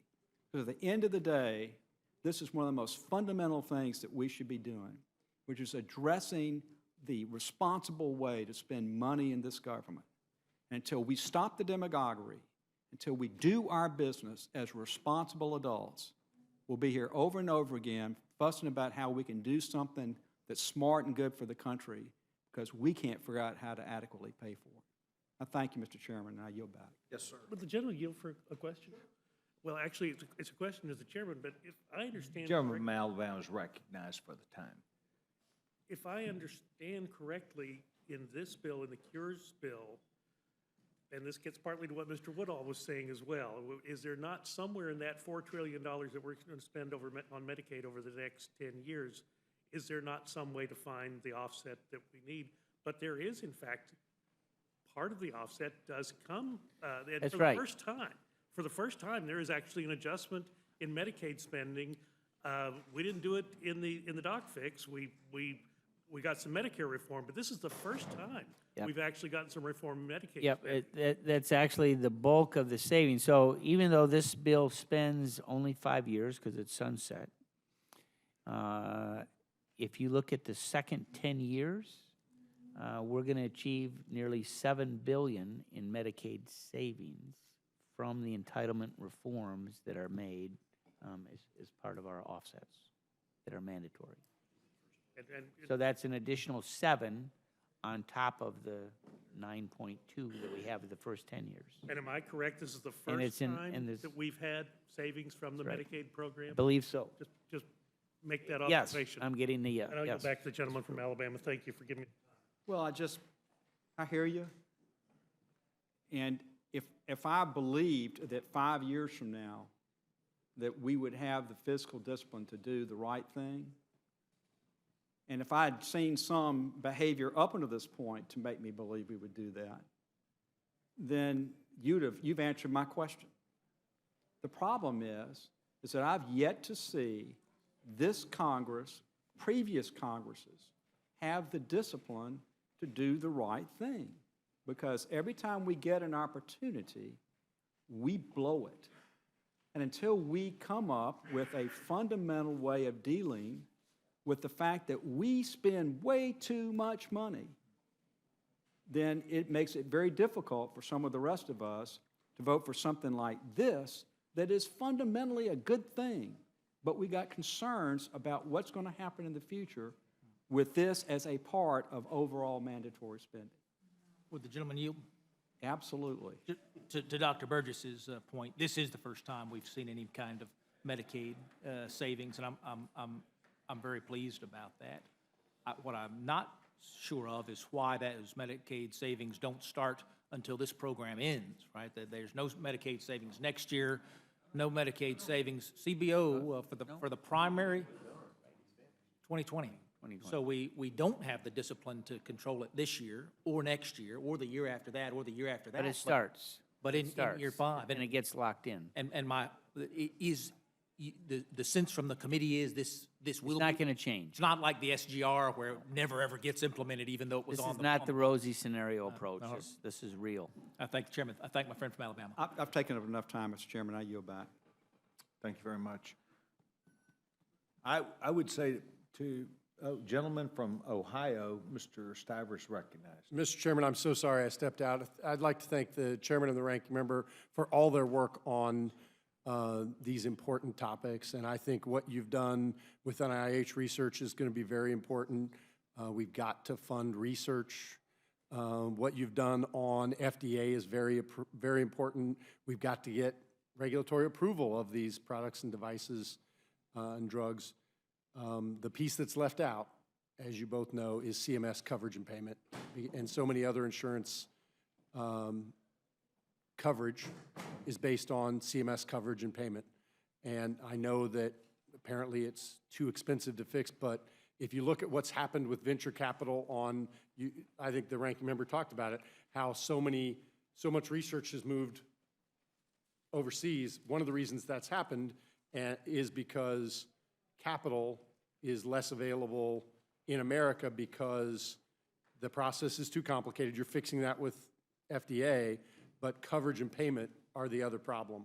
And if we don't figure that out, we're never going to solve these disease states, and we're never going to fix it. We've got to figure it out. I had 2 amendments that we're still trying to work out. One of them is pretty simple.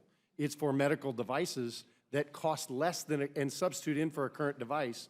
And CBO is apparently saying that costs more money if you buy a $5 widget instead of a $10 widget, and the $5 widget replaces the $10 widget. According to CBO, that costs more money. Well, CBO confuses the heck out of me, I will tell you.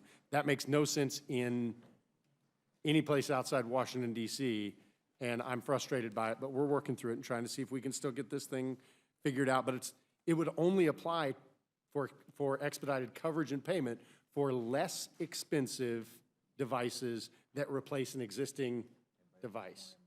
Like, to me, that was kind of a no-brainer. I assumed it would actually score as a budget savings, but apparently in Washington, D.C., that scores as some kind of budget increase. That's frustrating to me. I can only imagine how frustrating this whole process must have been to you, because I have one tiny amendment I'm trying to get in, another one on breakthrough cancer breakthrough cancer trials.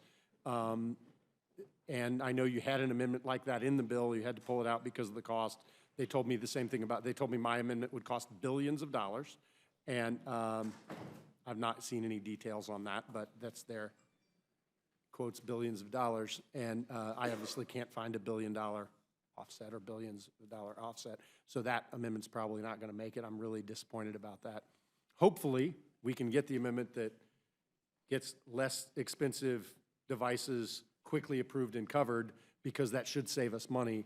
But I would urge both of you and our Ways and Means Committee to continue to work on the CMS coverage and payment issue, because it is driving innovation away from this country, and it is the new problem in innovation and in funding healthcare research and development. And I guess I don't have a question, but I'll yield to the chairman because I know he wants to say something. We really did want the breakthrough on devices, and I remember when Ms. DeGette and Mike Burgess were both, 2 separate times, but we met with a major medical device company in my district, Stryker, and they were very interested in trying to get this in, but it was, as you allude to, the cost that took it off the table. But at the end of the day, it'd be wonderful we could somehow figure a way to get it back in, and maybe CBO would adjust their score or whatever, but that's who we've got to work. And I have a rhetorical question. I don't refs. know what the price of life is, but maybe CBO can answer that question, because it will save lots of lives. Let me just add,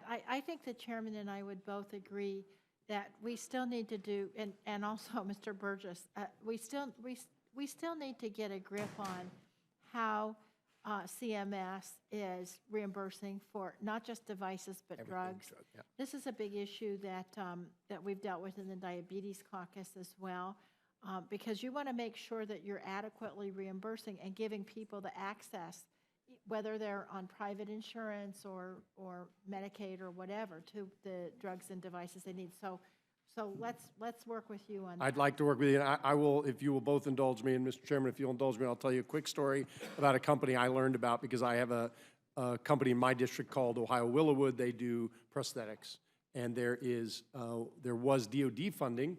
You funded it before I got here to Congress, that did research and development. I think it was $300 million in research and development funding. The only commercially available technology that came out of that was a company out of Massachusetts, Mr. McGovern, called iWalk, and I think in Nikki Sangas's district. And it helps my veterans who are amputees walk with a very normal gait. It's a robotic leg, and they takes a lot of pressure off of other things. When the VA initially approved it, they were paying $68,000 for each set of these, but there were real benefits: less arthritis, less complications, less problems around the place where the prosthetic met the skin, the stump. And so there were great benefits to it. CMS got involved. CMS put a $35,000 price on each one, which would have cost the company to lose $10,000 for every one they sold. And contrary to public opinion, they cannot make that up on volume. So they went back, and several of us asked CMS to actually take the price down. They took the price down finally and are recalculating it. They still haven't recalculated it. A year later. The company has since laid off a ton of people, and that $300 million total investment, I think they only got like 10 million of it, is now, could be worthless if this company ultimately doesn't make it. And it's all because CMS, the price doesn't make sense with what the costs even are. I don't know how they do their work, but it's really frustrating to me to watch people, veterans I know, get the benefit out of this IWalk system, and then know that other people may not get access to it. Some foreign company is going to buy the patent. The company may shut down if we don't get CMS doing their job. And that's just one company I happen to know about, only because I have a veteran that has that technology, and they used Ohio Willowwood to do their stuff with it. So I'm sure there are other hundreds and hundreds of stories like that, and CMS is a bigger problem than FDA. So I just want to work with both of you, and I am frustrated by this. I want to figure out how we can balance our budget. I think there's a lot of waste in our healthcare spending, and there's a ton of things we deal with on end-of-life care and other things that we need to come to as a society and have a real meaningful discussion around. But we can do that and still, fund medical innovation, and we have to figure out how to do it. So I know instead of asking you questions, I've gone on a diatribe here, but I'm super frustrated today, and I really appreciate what you've done. You're moving the ball forward, but I'd like to turn this bill from a touchdown from a first down to a touchdown if we can all work together and fix the CMS issue. Thank you. I yield back, Mr. Chairman. Gentleman yields back his time. The gentleman, Mr. Newhouse from the state of Washington, is recognized. Thank you, Mr. Chairman. Yes, sir. Just want to say thank you for bringing this forward. I share the enthusiasm I think that everybody's expressed on the panel today. Certainly our life, my family's life, has been touched by some of the same ailments that other people have mentioned. I share the enthusiasm, but I also share the concern. The popular television commercial, how do you, pick your quality of life or freedom from disease? Those kind of things are priceless, obviously, to people. But unfortunately, we deal in a world where we have to pay for things. And so that's something that obviously all of us want to feel comfortable about in this bill. What I wanted to do was get you to complete a thought. You were talking to Mr. Woodall, Dr. Burgess, and also Mr. Byrne about the savings. First 5 years, $500 million. The first 10 years, $500 million. After that, $7 billion in savings. Even if this law is not reauthorized after that period of time, that continues. So could you continue with that thought, perhaps, Mr. Yeah, well, that's what happens. I mean, we make permanent changes, particularly on the entitlement side. And when CBO gave us the score for, they look at the score for the first 10 years, and the savings, it's half $1 billion. And our estimate is, if you look at the second 10 years, knowing again this program stopped after 5, but you look at it year 11 through 20. Those entitlement reforms continue, in essence, mirroring the same standards between Medicare and Medicaid as it relates to DME, durable medical equipment. They stay in place, and you get another estimated $7 billion in savings that'll go to reduce the deficit. Those are reductions in Medicare and Medicaid payments? DME, it's the durable medical equipment Yes. reimbursement, yeah. So it'll save the taxpayers, doesn't reduce the costs, doesn't reduce benefits to Medicare and Medicaid beneficiaries. It's as the reimbursement cost for the equipment manufacturers. Mm-hmm. So tremendous savings over a long period of time. Exactly right. Yeah. Thank you. And those stay into place. regardless whether authorization continues or not. That's correct. Yeah. Okay. Well, thank you for clearing that. Mr. Chairman, I yield back. Thank you very much. Gentleman yields back his time. I want to just say in the last minute that you'll be here. Thank you. It's my hope that you'll adequately convey, and I'm sure you will, to the FDA and to NIH your expectations of performance that you've talked to this committee about. Their behavior, ongoing behavior, their ongoing allowances of how they share information with you, about how they work with you, about how they do things is part of this relationship also. And I noted last week the FDA, or 2 weeks ago, approved a women's drug that they had previously denied for a couple of years, keeping out what presumably were good answers because they said they didn't really trust the marketplace. Disappointed me. I saw that they then came back and presumptively at least one of the panels was going to approve it. I think they need to remember who they work for. But we're going to maintain our strong oversight presence. Diana is the ranking member on the Oversight Subcommittee. That subcommittee has always been bipartisan. Dr. Burgess was the vice chair of that subcommittee before he got a full subcommittee title with his name, but he's an active member on that subcommittee, and we're going to make sure that we're looking over their shoulder all the way. Well, your brightest and best are there. My point is I'd like to have a great relationship with the FDA and NIH, and I'll just say it for myself, but I think every member here, we have high expectations, but we want to aim at the appropriate level to where we don't get fooled and we don't overshoot it. So that'd be great. Thank you to both of you for spending your time, and I appreciate you very much.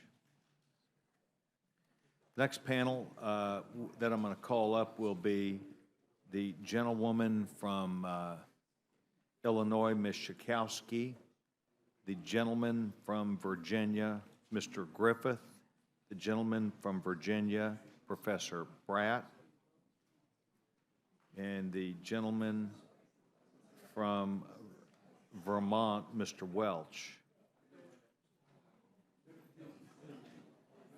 I am well aware that we've had a number of people sitting here, including the gentleman, Congressman Michael Fitzpatrick from the Pennsylvania. I know we also had Congressman Gene Green from Texas, who sat here for a long period of time, and I want to acknowledge them being here with us. The gentleman from Arizona, the gentleman, Mr. Gozar, has been most attentive, and we will try and work our way through to these important members with their important ideas.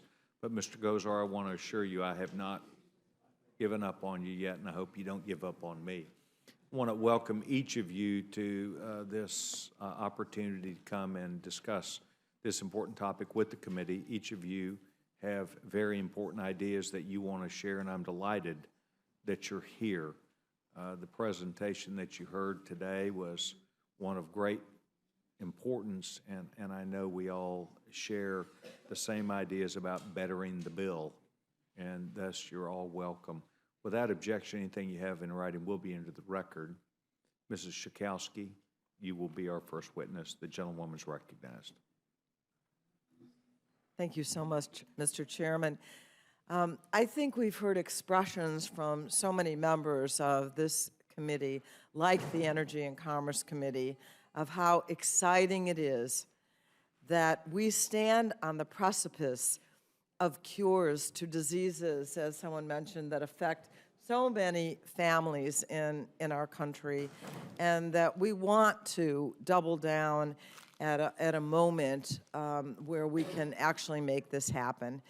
And as a result of a year and a half's work, almost 2 years, a bipartisan bill, and I want to thank the chairman of the Energy and Commerce Committee and Congresswoman DeGette for the incredible work they did. So at the end of the day, the legislation passed out of committee 51-0, unanimously. I'm a proud co-sponsor of the legislation. But I have to tell you, it was disappointing to find that after the bill came out of committee, that some changes were made really without the kind of bipartisan consultation. And so what my amendment would do would simply strike a single provision that was recently added to H.R. 6 that added language covering the Innovation Fund that really is completely unnecessary. It would add, it added unrelated riders to the 21st Century Cures Bill, riders that already appear in the HHS and FDA language that deal with things that really are unconnected to 21st century cures. Those riders would include the Hyde Amendment that was attached at the 11th hour. It would include a ban on funding for embryonic stem cell research, a ban on funding for syringe exchanges. Again, nothing really that has to do, that doesn't have anything to do with 21st century cures. Those, as I said, are already in current HHS appropriations. And actually, if the current bill, the current HHS approps bill that passed out of committee were to pass the House of Representatives, language then also would automatically be added to 21st century cures that prohibit the use of funding to implement the Affordable Care Act and on and on.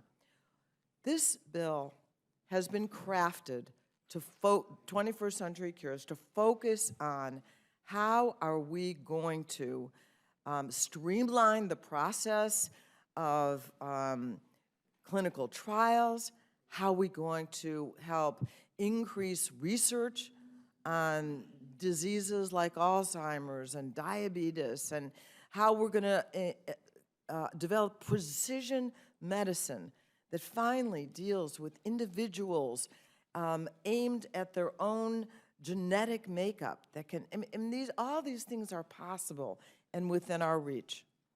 And so Congresswoman Lee and Congresswoman Yvette Clarke and I have offered an amendment that would then strike this extraneous language that was added post-passage out of committee and give us an opportunity on the floor of the House to vote to keep the bill, at least in this sense, the way it was with the complete bipartisan support that we have enjoyed so much in the committee. So that's what it would do. It would strike a single provision in H.R. 6. Thank you very much. Mr. Welsh, you're no stranger to this committee. I'm not. It's great to be here. We miss your presence. We're delighted that you're here today, and the gentleman's Well, I recognized. choose to believe you're sincere. And I miss you. Thank you very much. Mr. Chairman and members of the committee, my amendment would basically track a bill that Mr. Stivers and I have introduced as an independent bill that would address an issue in the FDA where it has the authority to require in the use of a new drug a risk evaluation and mitigation strategy.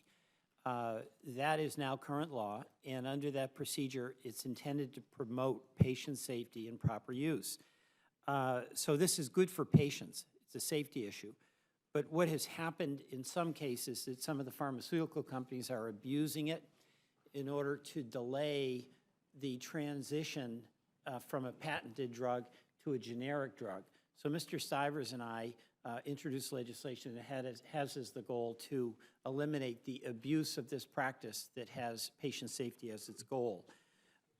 It has been scored by the CBO as something that would generate about $2.35 billion And Mr. Byrne was talking earlier about the need to find some savings. I think it's a goal all of us share, because in medicine, there's a lot of things we spend money on wisely, but there's a lot of things we spend on that don't have a good effect. And I think that's sort of a common understanding we have among a lot of us who serve on the Energy and Commerce Committee. So this legislation would address that, what I would regard, and I think Mr. Stivers would regard, is wasteful practices that come at the expense of taxpayers.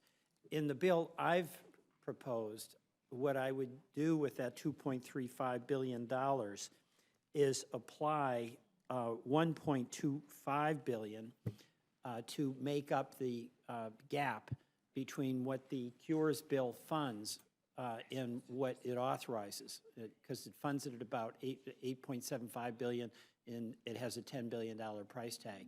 The balance of that would go to deficit reduction. And Steve and I are a little bit in having discussion about that, because I know some folks would rather have it go to entirely deficit reduction. Some of us actually would rather have it go entirely to more research in NIH. This is a bit of a compromise. So that's the bill, and I really appreciate the courtesy of the committee. And by the way, I just want to acknowledge as well all the complimentary comments that folks made to our chair, Mr. Upton, and ranking member, Ms. DeGette, for the incredibly good job they did.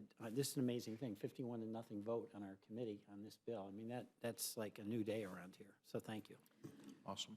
Mr. Chairman, Excuse can just I a ask a moment, please. question? Excuse just a moment, please. Yes, ma'am. I'm just saying that congratulations on getting this bill out of committee, but that's not the one we're voting on. Well, I think the intent is there. What do you mean? Well, that's, Oh, right. that's what a manager's amendment's about. I'm with her on that. Can I ask a I'm sorry. question? You had your say, okay. I Yes, just ma'am. I had two other amendments. Oh, you did? Was I supposed Well, to just I'll go just for go it? ahead and do them now. Okay, I'm sorry. okay. I I'm didn't sorry, I know. thought you were at the end. I'm sorry. I Gentlewoman's apologize and recognized. thank you. Because the second one is one that Congressman Peter Welch and I have together.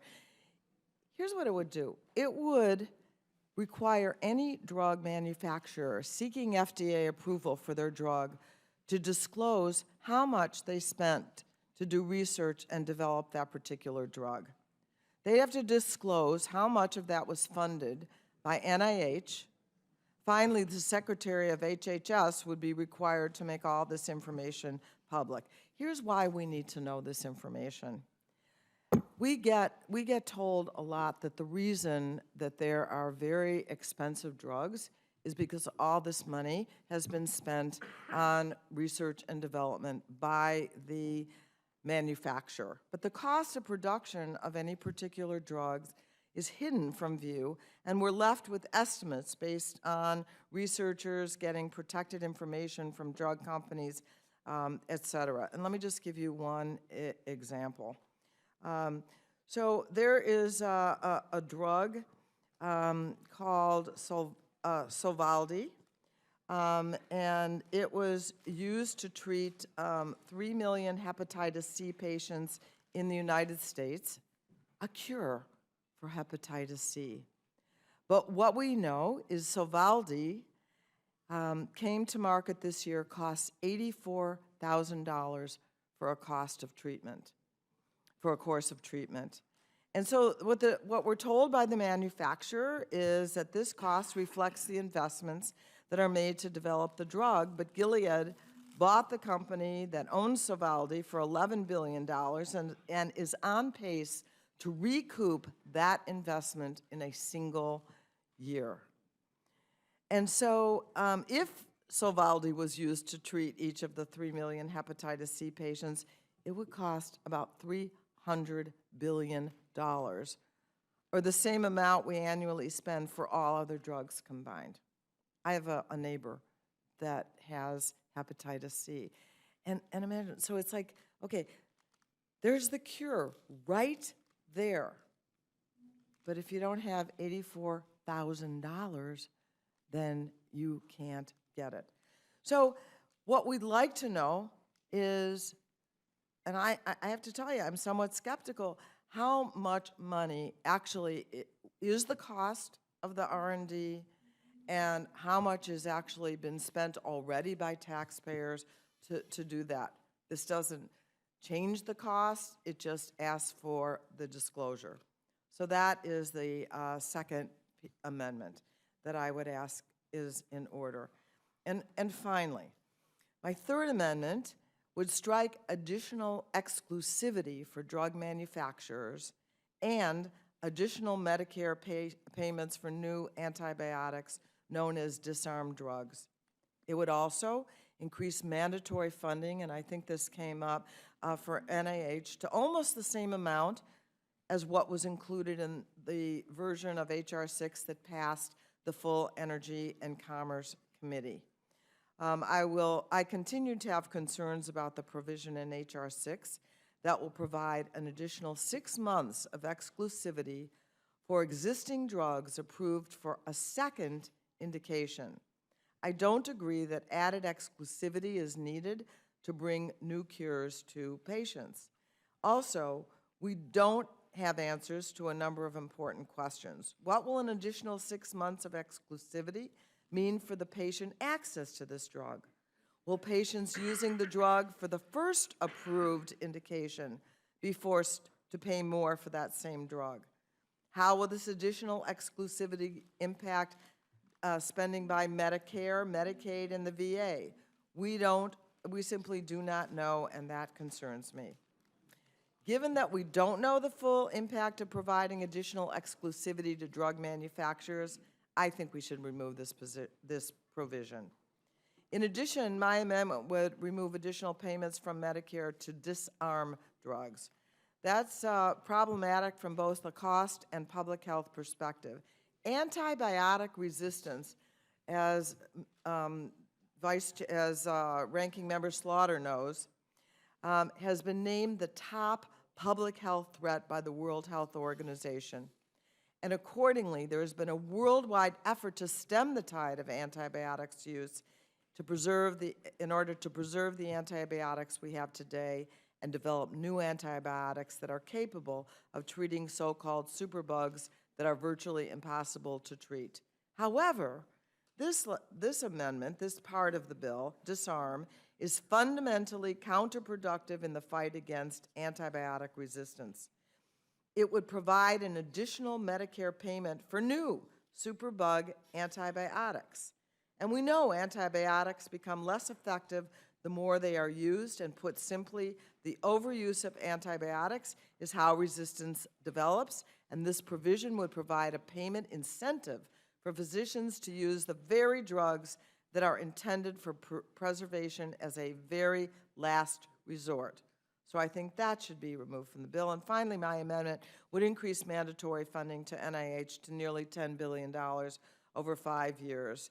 And at the 11th hour, the majority reduced this funding to $8.75 billion because they didn't want to compromise on a pay-for.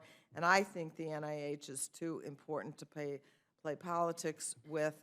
And so the third part of this amendment would, in fact, bring the funding for NIH back to where we had it in the original bill. Those are my other two amendments. Thank you, Mr. Chairman. Yes, ma'am. Thank you very much. I really appreciate it. Mr. Griffith, welcome. Delighted that you're here. If you'll please make sure that green light's on. Green light appears to be on. Thank you very much, Mr. Gentleman's Chairman. recognized. Do appreciate it Yes, sir. so much. I have a simple amendment. I will tell you the basis of the amendment is that I believe our policy related to medicinal marijuana is skewed in this country to a point where it is unrecognizable. What we have done is we've got it as a Schedule I drug currently, which means it's very difficult to jump through all the hoops and get the research done that needs to be done to establish whether or not it is applicable in medicinal use. I believe that it is. But we have folks out there using it for medicinal purposes. We don't even know the dosage. In epilepsy, for example, they know that you have to have a little bit of THC with the cannabidiol oil, but that, what exactly is the right mixture? We don't have any data on that. People are out here experimenting because they need help and there's no other help. So what this amendment is intended to do is to say, okay, I'd be, personally, I've got bills in to do other things that go further than this and take it down to Schedule II, et cetera. But there are folks who are more skeptical than I am that it has some usage, and they want the research. I'm great with that. And this came out of a discussion on the floor. Mr. Harris said, well, maybe we need a special section 1R to create a new category where they can do the research, but we're not fully saying we're ready to go down the road of medicinal marijuana. While I would do that, I think this is a reasonable approach. And so that is the purpose of the amendment. I understand that judiciary's a little concerned about the language, and they're now behind the scenes working to see if they can make language that doesn't step on the toes of the committee but still achieves the purpose of the underlying amendment. But Mr. Chairman, this is the perfect place to have this. I can go into personal stories about how medicinal marijuana has been used for 20, 30 years in certain cases where doctors have intentionally turned a blind eye so that people can use it because people want to stay alive a little bit longer to spend more time with their children. Epilepsy is the latest use. And Virginia, most people don't know this, has the oldest medicinal marijuana law in the books. First passed in 1979, just for glaucoma and for cancer. Now, they've amended it in the last session, but when you've had a problem out there that long, it seems to me we ought to be doing the research so that people can have facts to argue about instead of feelings, innuendo, and anecdotal stories. And I yield back. Yes, sir. Thank you very much. Professor Bratt? All right, thank you, The Mr. young Chairman. congressman's recognized. Thank you, Mr. Chairman. Ranking Member Slaughter, members of the committee, thank you for holding this hearing. I'm going to try to keep this short so you can get to votes. H.R. 6, the 21st Century Cures Act, has many good provisions, but like most complex legislation, I think it can be improved. That's why I'm proposing an amendment to reform the NIH and Cures Innovation Fund by making it a discretionary program. Mr. Speaker, the bill as written creates this fund as a new mandatory spending program. I'm going to cut this real short. Mr. Cole kind of gave an overview of some of the complexity at the end of the 5 years and the way the budgeting works. The underlying bill, I'm totally in favor of it. My brother's in the New England Journal of Medicine this month. He discovered the Bratt tumor, something like this. And my dad's a doctor. So all of that, I did my dissertation 25 years ago on the effects of R&D on GDP growth. And so underlying bill, fantastic. I'm for it. But the funding stream is a problem. It's the most underreported story. It's the biggest number in any economics textbook that I've ever seen. I use Gruber on the other side of the aisle as my economic textbook, just to be fair and objective for over the years. The big number in there is $127 trillion. The debt's $18 trillion. At the bottom of the debt clock, the unfunded liabilities, the mandatory programs, are $127 trillion. Roughly 4 programs plus interest payments are going to consume all federal revenues by 2032. Those are the facts. That's not open to dispute. CBO has those up on their homepage. And so should we be adding to $127 trillion and playing around in that ballpark? And I think the answer is clearly no. So I'm for the underlying bill, but I want to keep the budget discipline on the discretionary side. And so I offer the following amendment. Thank you very much for your consideration. Questions? Question. The gentleman from Louisville, Texas, recognized. Thank you, Mr. Chairman, and to both of the gentlemen from Virginia. Mr. Griffith, you're closest to me, so I'll ask you first. I mean, I like the concept of what you're doing. I, like you, am frustrated that after years and years, we have no data. I mean, any other drug or device that came through the normal consequence of events, the Food and Drug Administration would be able to tell us safe and effective, yes or no. But after years and years of discussion of this, after state has gone the route of medicinal marijuana, I, as a clinician, don't feel like I have really any solid ground one way or the other.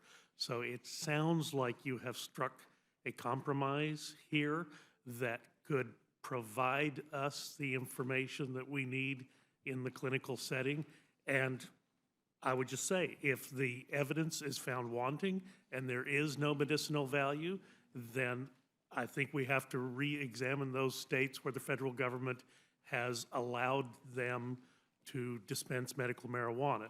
If, on the other hand, there is a medical value to some of the conditions that you reference, I think then those patients ought to be able to have the compounds prescribed in a safe and effective manner. Have I understood what your amendment is trying to do? That is exactly what my amendment is trying to do, and further, and I should have stated this earlier, also, we have voted several times as a body to ignore the underlying law. I believe we ought to get the law straight, so I vote against the amendments that say we're going to ignore the law, but I want the law to be correct. And if the fastest way and the best way to get there is to do this research, then I'm all for it. And that's what this is, a compromise between those who think there isn't anything there and those of us who believe that there is something there. This will get us the data so that we will know what we're doing. And so when doctors start to prescribe it under the normal channel, they know exactly what is the prescribed dose for certain condition. Right now, we have no information. I thank the gentleman for bringing the amendment. I hope it's made in order. Mr. Bratt, you could see from the discussion earlier when the chairman and ranking member were here, an enormous amount of effort and thought has gone into the underlying product. I certainly understand your concerns for the unfunded liability. You know, this is a tough one, because if we were to look at the unfunded liability for iron lungs back in the 1950s, as the baby boomers came of age, if there hadn't been the Salk vaccine, that had been a pretty robust expenditure, which never materialized. When I was in medical school, one of the most common operations done was called a highly selective vagotomy. It was an operation for peptic ulcer disease, or if it went too far and you had a bleeding ulcer, then you had to have a Graham closure first and then come back and have a second operation. No one has those operations anymore because we all take proton pump inhibitors, the little purple pill. I find it ironic that CMS said the #1 expenditure on our books is for Nexium. Well, hell, you'd be spending a lot more for highly selective vagotomies and partial gastrectomies. Plus, you got to cut from stem to stern. Plus, you're off work for 6 or 8 weeks and lost productivity. So there's a lot of balancing that needs to go on when you take these things under consideration. I'm not sure at this point if I'm for or against your amendment. Obviously, I'm for the underlying bill. But, Mr. Chairman, I think it's fair that we have the discussion, and I hope the gentleman's amendment is made in order, and I thank you for bringing it to the committee, and I'll yield back. Thank you very much, gentlemen from, excuse me, just a moment. I agree, but I'm trying to go back and forth. He was the first one that sought time. Do you seek time? I do. The gentlewoman's recognized. Well, there we go. The gentleman, we're yielding now. I thank my friend from New York. I just wanted to ask Professor Bratt, are you saying that you are opposed to the additional money that's going into NIH? No. As long as it's dealt with on the discretionary part, I'm on the budget committee. If the money comes out of the discretionary part of the budget, I'm going to vote for the bill if my amendment goes through. So your amendment fully funds NIH as anticipated by the underlying bill? Correct. Your amendment doesn't do anything to undermine the efficacy of what the underlying bill is trying to do? Correct. But your bill just your amendment just provides that the NIH is funded as NIH is traditionally funded, not outside the process. Right. So the success of NIH funding then would be dependent on the 435 of us each cycle, rather than be put on autopilot? Yes. That's correct. That comforts me. That's that good. comforts me. I know a lot of folks are skeptical of that process, Right. trusting Congress to Right. do what Congress is supposed to do, but I happen to sit beside the chairman of the Labor HHS Appropriations Committee. The Budget Committee, on which you sit, allowed the entire federal government to grow by just about $3 billion this year. More than $1 billion of that was dedicated to NIH and NIH alone. So strong is the commitment of this body. I do trust you and your colleagues to do this. I trust us as a body to do this, and I thank you for giving us an opportunity to say we're not incapable of governing. We have been elected to govern, and if you give us a chance, we will do that responsibly and make you proud. Thank you for doing Great. No, this. thank you all. Thank you. I thank my friend from New York for yielding. I would like to have the gentlewoman hold on just a minute, please. We are now down to about 58 members that have not voted. And Mrs. Adams, I do note, I did not state that you were here on the record earlier. I do recognize you. What I'd like to do is to ask each of the members of this panel to please come back. I am well aware that we've got probably 11 or 12 votes. I know it gets into other people's time, about the time we normally start to work. I know it's into your golf time, Morgan, or something like that. But I'd like to ask that you please come back, and so I'm going to defer back when we get back to Mrs. Slaughter, who will then resume questioning after the last vote. So we'll be subject to call the chair.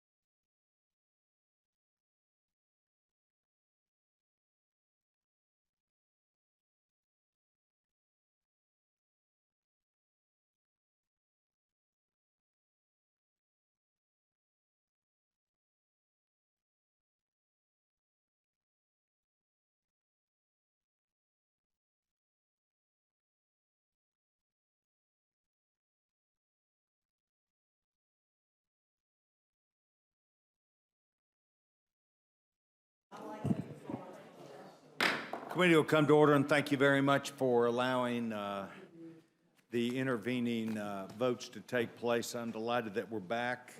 I had, as we had left, decided that we would go to Mrs. Slaughter next. She will be the next person that we will go to. I'll first go to the gentleman from Florida, the gentleman, Judge Hastings, for any questions he may have.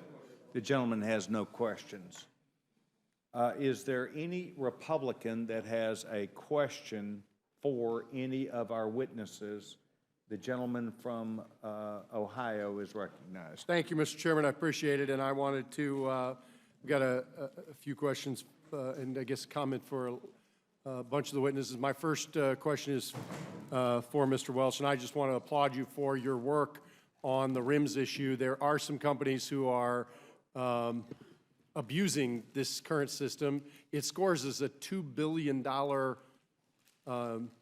positive because it would end some abuse that costs the taxpayers money and delays generic drugs from getting to the marketplace.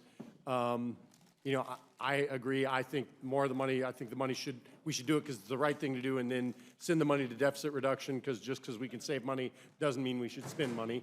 But I understand you're trying to plus the bill up to an original number. So we had a small disagreement on that piece, but it doesn't undermine the fact that this is a very important issue where we can make sure that our citizens get access to affordable generic drugs. It happens to save Medicare a lot of money. Right. And it ends some abuse that is allowing companies to wrongly increase their period where their name brand drugs are exclusive by denying access of sale of their drugs to the generic manufacturers for testing. It's crazy. Like, if anybody told me this could happen, I would say it can't, but it can. So I wanted to thank you and just, you know, ask you if you wanted to make any additional comments on how important this is and why this is important, well, just as a policy decision. Well, it's kind of you to say that. You're, of course, co-sponsor of the original legislation, but it's the point that I've heard made here, and I think Mr. Byrne was making the point earlier, too. You know, if there's a lot of waste, if there's a lot of fraud, if there's a lot of abuse, why not go after that first and then have our arguments about taxing and spending second? I mean, we can have reasonable disagreements about what's a tax policy. We can have a reasonable disagreement about what's an appropriate level of appropriations. But there's an immense amount of waste. I was just talking to Peter Roscom, and he told me that he had in the Medicare folks, in the fraud component of Medicare was like 12.5%. And for Visa International, it was 2%. And that's real money. And, you know, anything we can do as a Congress to where there is that common ground to save taxpayers money and get better outcomes, let's do it. I would put this money into NIH research, okay? We can have a debate about that, but I think it's underfunded. I think it's money well spent. Mr. Bratt was saying that, and he's making his point about discretionary versus mandatory spending. But there's so much room in the healthcare system for us to take appropriate things. And that's really kind of the tenor of your amendments too, Ms. Schakowsky. So I thank you for your comments. And all of us, to the extent we can work together on those types of reforms and then have an argument about whether to apply it to medical spending or deficit reduction, you know, fair and square fight, let's have that discussion. But thank you. And I would hope the committee would make it in order. I know that there are some folks on the Commerce Committee staff who have some concerns. They feel like they want to work through the safety issues, so I know it may or may not be made in order, but this issue, whether this is made in order or not, is something that deserves our continued attention, and I hope the Energy and Commerce Committee will take this seriously and make sure we look out for taxpayers and look out for the most efficient healthcare system we can provide. So I just wanted to thank you for your work. So I wanted to thank Mr. Bratt for his efforts to try to make sure we are consistent with how we treat NIH funding, and I think that makes some sense. I haven't decided what I might do on this, but I hope we'll make it in order. Because I certainly think that debate deserves to happen, and I don't think treating all of NIH as discretionary is necessarily a bad thing. That's how we treat NIH today. So I think that's consistent, and I appreciate that work on it, and wanted to say thank you. So, and to Mr. Griffith, the gentleman from Virginia, I think your approach is very consistent on allowing research to move forward and have a thoughtful approach. And I hope that we'll take a look at that amendment too, because frankly, I'm not a scientist, I'm not a doctor, I don't know. So lots of times we get put in a position where they want us to vote for legalization, against legalization. I've mostly voted against legalization. I voted in states where it's legal to allow doctors to counsel their patients, because I think that's kind of reasonable. You should be able to counsel your patient. But I think allowing research is a certainly reasonable interim step for us to decide whether it makes sense or not. So I hope they'll make that amendment in order as well. So I just wanted to thank all the folks for their hard work on their amendments, and I hope we'll make most of these in order. I yield back the balance of my time, Mr. Chairman. Mr. Stivers, thank you very much. Gentleman yields back. The gentlewoman from New York. Thank you very much. I just want to echo what Mr. Stivers said. You've done a great job on these amendments, and I would very much like to see all 4 of them made in order. And you're 3, actually. Thank you very much. You'd even be for mine being made in order, wouldn't you? We've been here an inordinately long time. I consider... Might fall victim today. Absolutely. Might even do that. Thank you very much. I want to make sure we allow enough time for everybody. Do you anticipate that any of your other members would wish that we'd wait for them? No. Okay, thank you very much. They may wish it, but we won't. We didn't ask. You heard it straight from her. And she's got a big old smile up there too, so let's not forget about that. Is there any other member that seeks time? I want to thank all 4 of you. I know you have all spent a lot of time this afternoon having way too much fun coming up here to see the Great Rules Committee. And we hope that you go back and take this home, Dave, and are able to translate this into something that's very powerful about all the time you spend up here. But we appreciate it, and your ideas are worthy and welcome, and thank you very much. Thank you. Yes, sir. You bet. We'll call the next panel up. The gentleman from Pennsylvania, from Bucks County, PA, the gentleman, Mr. Fitzpatrick. Ms. Adams, we'll have you go up, Ms. Jackson Lee, and the gentleman from Arizona, Dr. Gozar.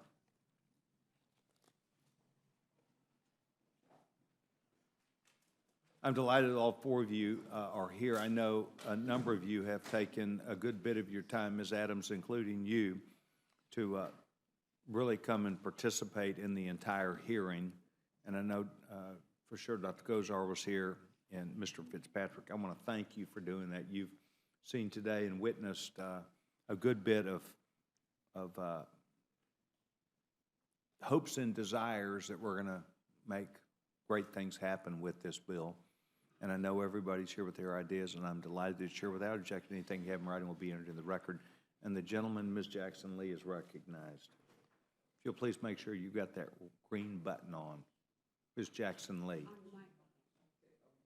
Get ready to say. That green light, that'll be right there in front of you. Yeah, I have it, Mr. Chairman. Thank you Yes, so very ma'am. much. Thank you. Thank you for your courtesies, and thank you for, as I sensed as I was sitting here very briefly, the open mind that you have on this legislation. It is wide-reaching and and has a far-reaching impact. For some of us who've experienced the downsides of the lack of research, this is an important step forward. I think many of you are aware that I am a survivor of breast cancer and have viewed this idea of expanded outreach and research as very important, coming from Houston, which is the home of the Texas Medical Center. I would like to speak collectively, if I could, and I was trying to make sure that my amendments were, because they're very simple, were as I have them listed. I have them listed as 1, 2, 3, 4, and 5, and so let me just briefly speak to them. Number 1 directs the Secretary of Health and Human Services to, and I've done this amendment before this committee, to ensure that there's outreach to historically black colleges and universities, Hispanic serving institutions, Native American colleges, and rural colleges. My number 2 amendment directs the Secretary of Health and Human Services to produce a report to Congress on efforts undertaken to recruit researchers for underrepresented populations and to ensure that health professionals for underrepresented populations are aware of research opportunities under this act. Why is that valuable? It is valuable because it is the individuals from diverse populations that will in fact draw individuals into clinicals who are Hispanic, African American, Asian, and provide a more effective pool of individuals for research. It is also important to create a base of professionals in research under the Cures Act out of the historically black colleges, universities, Hispanic serving institutions, Native American institutions as well. I want to withdraw Jackson Lee Amendment, ask unanimous consent to be allowed to withdraw Jackson Lee Amendment number 3. And I'd like to speak to Amendment number 4 and 5, which directs the university, directs the Secretary of Health and Human Services provide a report to Congress on addressing research capacity during times of public health emergencies as determined under Section 319 of the Public Health Service Act, which is to, again, provide an expanse of public research dealing with times of health emergency. We've experienced Ebola. We have experienced issues dealing with a number of other health emergencies, that this would be important. Number 5 directs the Secretary of Health and Human Services in order to report to Congress priorities, if any, that are placed on finding treatments for deadly diseases, degenerative diseases, and debilitating disease. Again, I refer to a number of incidences that occurred where around the world where we were not necessarily prepared. Let me finish on an amendment that I thought was a placeholder, Mr. Chairman, and I'm really going to ask for tolerance. I'm not sure where it is we'd ask for it to come from Ledge Council, but I'll conclude and mention this, sir, if you would be kind enough to allow me to do so. As I indicated, having experienced breast cancer, I became familiar with something called triple-negative breast cancer, and I have worked on this over the years with the Defense Department, and they have recognized the value of what I've said. That little research has been done. I have a sense of Congress that has been proposed. I thought it was a placeholder here, and so I may be waiting for it to come from Ledge Council, but I'm just going to mention it out of the courtesy of the Rules Committee. And that is, this is the sense of Congress. Congress finds that the medical research saves lives and improves the quality of life for millions of Americans. Because the government provides a steady and reliable commitment to basic research into cures for debilitating deadly diseases, Congress finds that research on lupus, triple-negative breast cancer, and sickle cell disease are impacting the lives of millions of Americans. Congress supports the remediation and end of healthcare disparities and the promotion of research parity for lupus, triple-negative breast cancer, and sickle cell disease. I can put in the record the distinctive factors of these diseases and that they are particularly impacting a large segment of either women or minority, the minority population, and they are deadly. And experienced that with one of my constituents where she wasn't even diagnosed with lupus and wound up 6 to 7 weeks in the ICU in one of our public hospitals. I truly believe that research in these areas will be effective under the Cures Act. It speaks to what the Cures Act is about, which is far-reaching and reaching areas where we have not reached before. I ask for consideration, and while I'm listening to the other members, I'll be engaging by way of text as to the actual language of this amendment, which I understand is here as a placeholder. With that, I thank you for your courtesies, and I yield back.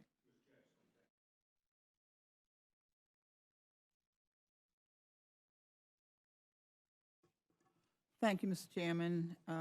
Thank you, committee. I appreciate the opportunity to present my amendment. Each year, the National Institutes of Health invests approximately $30 billion in medical research.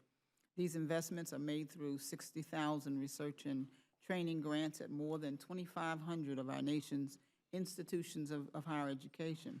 These investments have very positive impacts in our economy. In fiscal year 2012, NIH fund research supported more than 400,000 across the nation.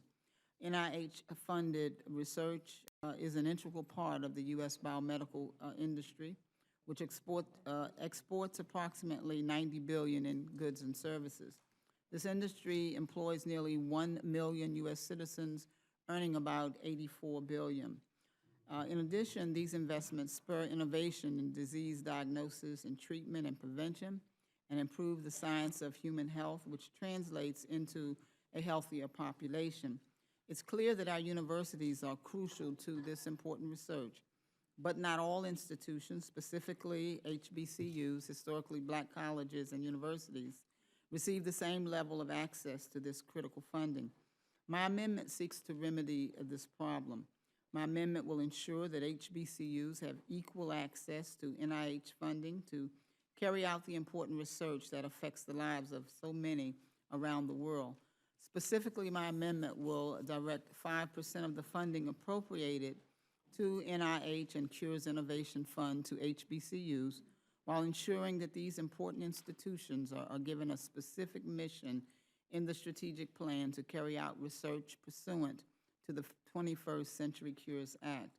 My amendment will also add the Deputy Assistant Secretary for Minority Health at the Department of Health and Human Services and the head of the Office of Post-Secondary Education at the Department of Education on the Board of Directors for the Council of the 21st Century Cures to ensure adequate representation for HBCUs. This amendment is an important step toward addressing the larger problem of the inequitable distribution of federal research and development funding. HBCUs are approximately 6% of all U.S. institutions conducting research and development, but only receive about 1% of federal research dollars. In addition to these funding disparities, facility construction, modernization, and maintenance are another serious issue, making it even harder for HBCUs to compete with other institutions. And finally, Mr. Chair, I'd also like to add that significant health disparities exist in the African American community, and it's important that HBCUs play a larger role in researching and developing innovative solutions to address these serious health problems. In closing, I want to thank the committee for your time and ask that you seriously consider my amendment to be accepted for consideration on the floor. Thank you, Mr. Chair.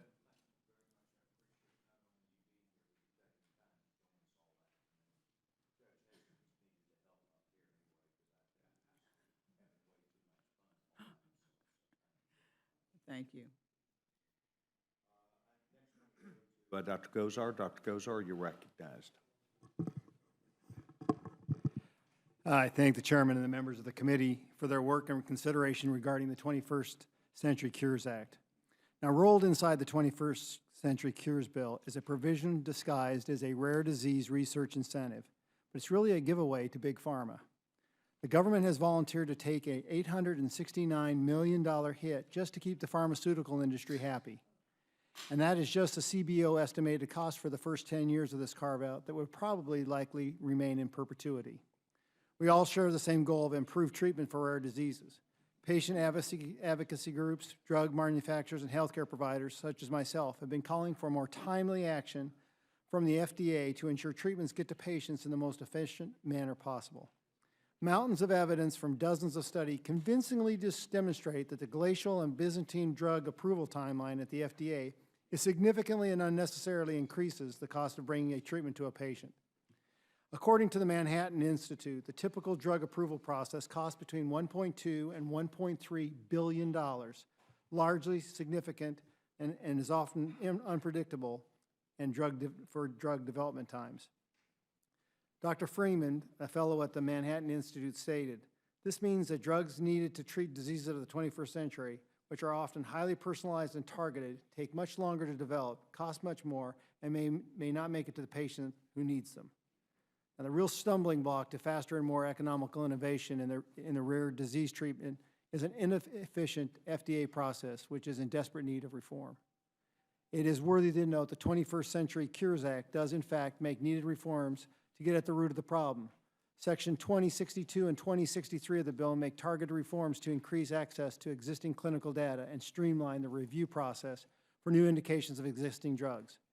These provisions are incredibly useful and should be applauded for their efficiency and potential effectiveness at reducing costs and speeding up innovation. But in true Washington fashion, we can never let a good problem go to waste. Instead of fixing a problem, we insist on throwing more money at it to please a powerful special interest lobby. The body of evidence is clear. The FDA reform is what will solve this important issue, not a billion-dollar government kickback to line the pockets of the pharmaceutical industry. According to the Nonpartisan Congressional Budgetary Office, providing drug manufacturers with a 6-month extension of market exclusivity for drugs that are repurposed for a so-called orphan indication would delay arrival of lower-cost generic drugs and biosimilars, which are cheaper versions of expensive biologics, for about 15% of name-brand medicines expected to lose marketability exclusivity over the next decade. The Wall Street Journal, which is usually as corporate America's biggest cheerleader, rails against this provision and quotes Harvard medical professor Jerry Avorn, calling it a publicly supported monopoly extension tax and a lavish giveaway to the pharmaceutical industry.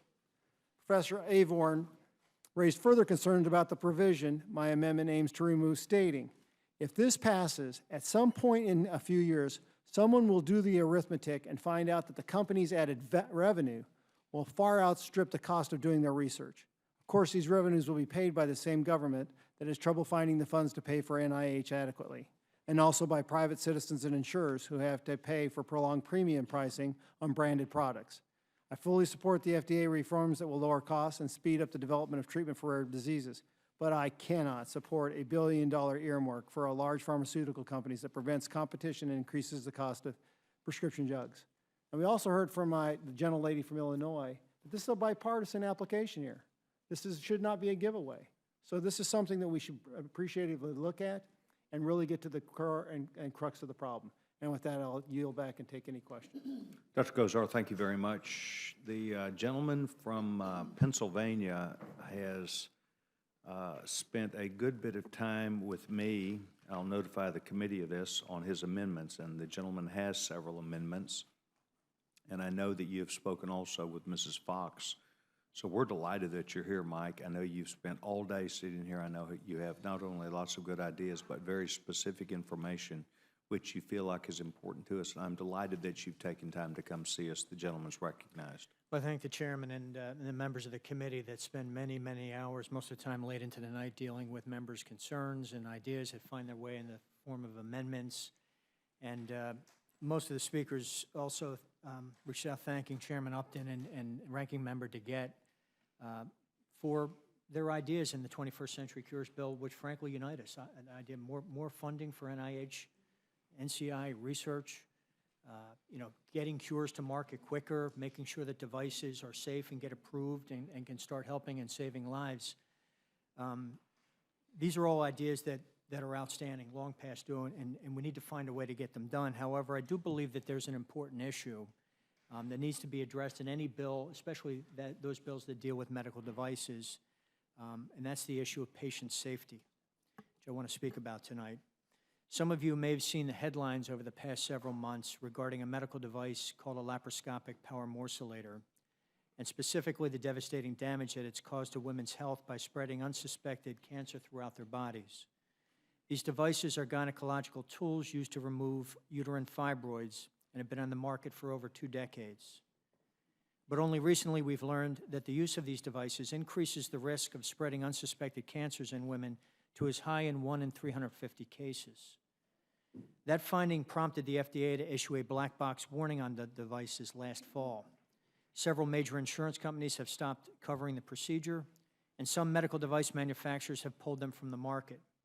All appropriate steps to be taken when it becomes clear that a previously approved device has potential to harm instead of help. However, to this day, the device remains on the market. These cases raise concerns for myself and my constituents regarding parts of this bill which seek to streamline medical device safety regulations.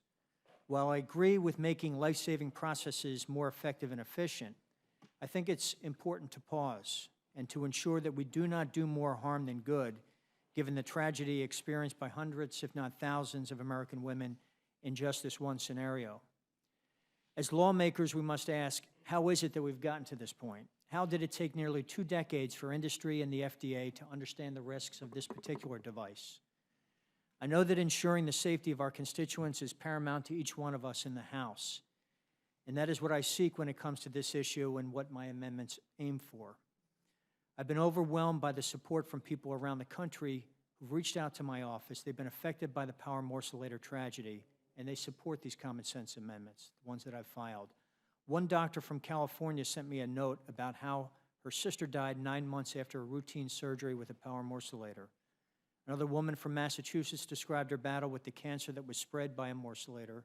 Another woman in New York who lost her sister to cancer spread by the morcelator described her sister's tragedy as a routine surgery ending with a death sentence.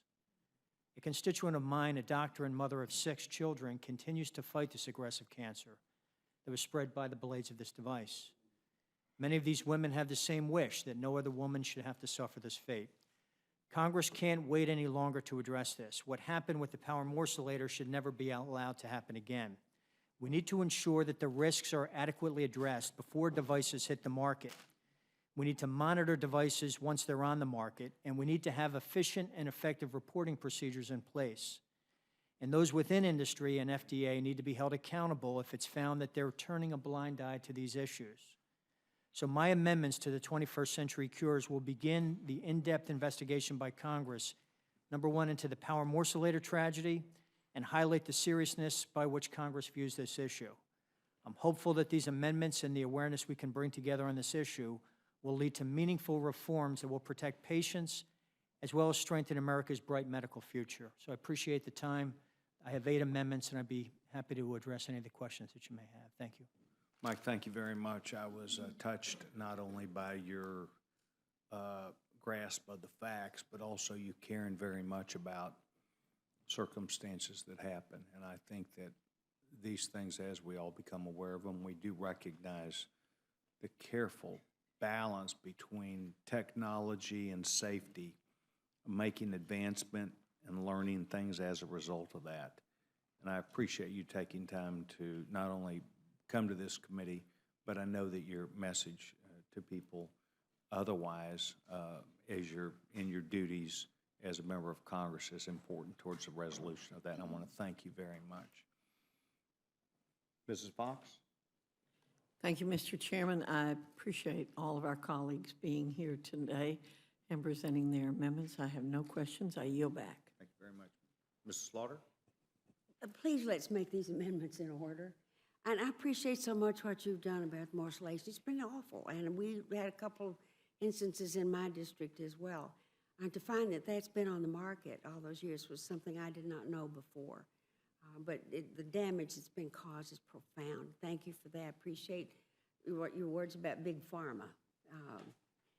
It stunned me to realize that in this bill that we literally pay them, Medicare does, extra money for using certain kinds of prescriptions. I've been trying forever to do something about the overuse of antibiotics by feeding them 80% of the ones that we produce are fed every day to livestock and poultry. And the numbers of bacteria that are resistant to almost anything we've got grows up by a daily basis. So I'd love to have all the amendments. Ladies, you did a fine job, too, to bring these things to our attention.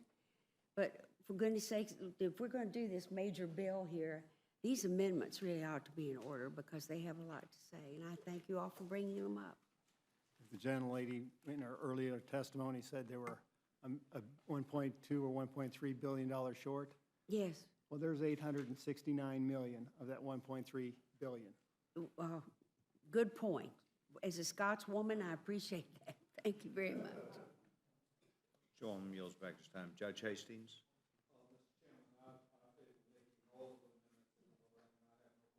Thank you very much, Judge. Does any Republican seek time? The gentleman from Louisville, Texas, Dr. Burgess, recognized. Thank you, Mr. Chairman. Mr. Fitzpatrick, I understand what you're trying to do with your amendment. I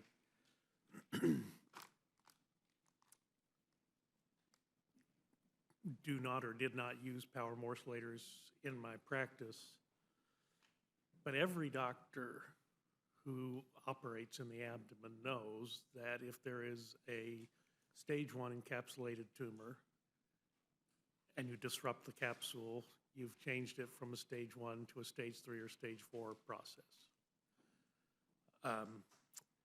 Fibroid tumors, leiomyomata by definition, are almost all benign tumors, but almost does not mean all. And of that group, there is a small percentage that will have a stromal tumor of unknown malignant potential. And when you encounter that and you disrupt the tumor as a consequence of the operation, the consequences can be just as you described. But it's not so much the power morcellator as the, I would say, inappropriate disruption of the encapsulated stage 1 tumor. And again, everyone, at least when I was in training, that was pretty much a rule that you didn't violate. It didn't matter whether it was an ovarian tumor or a uterine tumor. Obviously, ovarian tumors carry a higher possibility of harboring a malignancy, but you always wanted to remove those intact, send them off to the pathologist and let them deal with whether or not it's a benign or malignant process. So I understand where the reasoning behind focusing on the morcellator, but really it is the clinical approach to the abdominal or pelvic mass that is really where we should be focusing. And it almost sounds like an educational issue again. I left the active practice of medicine over 10 years ago. Morcellators were just sort of coming into the realm, and I have no experience with them, so I can't say it's a good thing or a bad thing. I suspect it does perhaps reduce the operative time. It allows for a larger volume of tissue to be removed because it's morcellated, chopped up into little bits and pulled out of the body through a smaller incision. But the problem is, if you are then seeding the abdomen or pelvis with malignant cells, that's not a desirable outcome.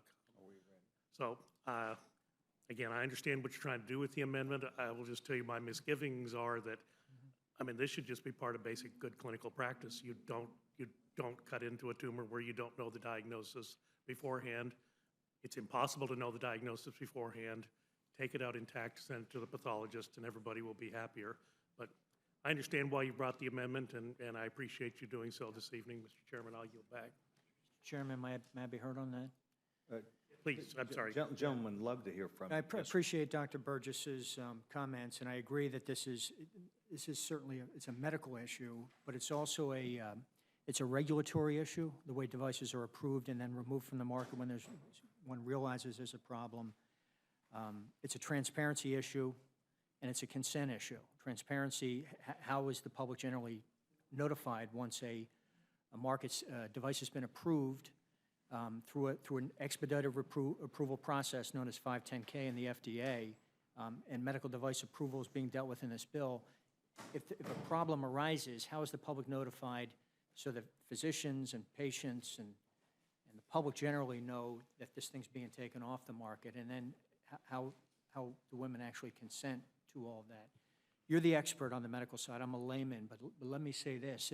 If this device, it's my understanding that 95% of all medical devices are approved in an expedited fashion under 510K because there's a predicate device. So there was a previous device approved, so based on that predicate, something else gets approved and it's expedited. This one was approved 20 years ago. And the theory was, I believe, that maybe 1 in 10,000 women would have had their fibroid tumors after pathology determined had been cancerous. That number was wrong. The number that's being discussed today is 1 in about 350. That's a much different number. So this is the question, Dr. Burgess. If that information becomes known at some point in time, and in this particular case, a pathologist from a little-known hospital in Pennsylvania discovered it about 10 years ago and notified the manufacturer. Unfortunately, I don't believe the FDA was ever notified, and I don't know whose responsibility that was. But if the number's not 1 in 10,000, it's 1 in 350. Once we've had the fast-track approval and these devices have gone through the market, in which we're all looking for those life-saving cures and devices that will help patients, once we determine it's doing more harm than good, how is the public notified? How's the FDA notified? And what's the process to reach back and say that one particular device needs to be recalled? Because as long as it takes FDA to approve many of these devices, they almost never recall them. Why is that? And I'm just saying in this bill, what my amendments would deal with is the procedure, not the medicine, but the procedure on how to how the FDA should be notified, how they deal with that information, how it's disseminated back to the public. Because in this particular case, it's my belief that thousands of women, since that discovery was made in Pennsylvania but never widely disseminated, thousands of women had their fibroids morcellated, their cancer upstaged. They never knew what happened. And they went home. They dealt with the new diagnosis. They were treated, and many of them went bankrupt, and most of them probably passed away. We have a chance to deal with that today in this bill. And we could do hearings, we can do investigations, but by putting language in this 21st Century Cures Act, we'll recognize this as a problem and say to industry and the FDA, let's come together and let's solve this issue and make sure what happened with power morcellators does not happen to women in the future. Again, I just find myself in the uncomfortable position. I normally don't defend the FDA, but in this instance, I think it's clinical judgment that was at fault, not the FDA approval process. I appreciate what you're pointing out. Certainly, there have been other devices, some of the transvenous pacemakers where there were problems with breakage. Certainly, there have been other stents where there have been problems after deployment. I mean, it does happen, and my experience is the FDA has been good about recalling those devices when required. If you don't think that is what happened in the case of the power morcellator, so be it. I would just argue there was a fundamental breakdown in clinical judgment that occurred before anyone ever picked up a power morcellator. And that decision to disrupt the tumor before you had a diagnosis, again, that's just a pretty basic tenet of operating in the abdomen or pelvis, my opinion. Thank you. But I thank you for bringing the amendment today.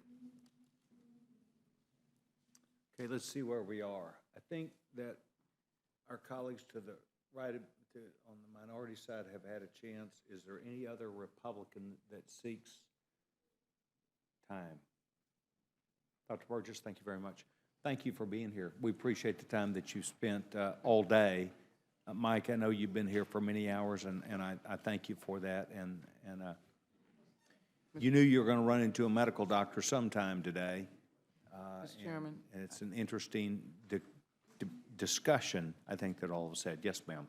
The amendments that I indicated were en route are here, and I don't know whether I should call the number. You know what I do? I would, Jill, can you please take these from the young Congresswoman and make sure that I've got that, and I'll double check here real fast. We're getting ready to end the testimony. I spoke about them, Mr. Chairman. I'm sorry. Good. Thank you very much. I would like to enter into the record remarks from Congressman Chris Smith from New Jersey that he had without objection. I'll go ahead and enter that. There are very specific remarks about his amendment that he wanted included. And is there? Chairman, Yes, sir. Yeah. Mr. Chairman, I ask unanimous consent to include the statement of our colleague, Representative Gene Green, on the subject that we've discussed. Additionally, I ask unanimous consent that the statement of administration policy be made a part of the record. Thank you very much. Without objection, not only the SAP, but also the gentleman from Texas, Mr. Green's statement will be in the record. I spoke to Mr. Green downstairs, and I did tell him that I acknowledged that he was here for some period of time. He wanted to be in support of the bill. Right on. And I advised him that I would not only advise the committee, but certainly the members that are here. Thank you very much. This now ends the hearing portion of H.R. 6, 21st Century Cures Act. The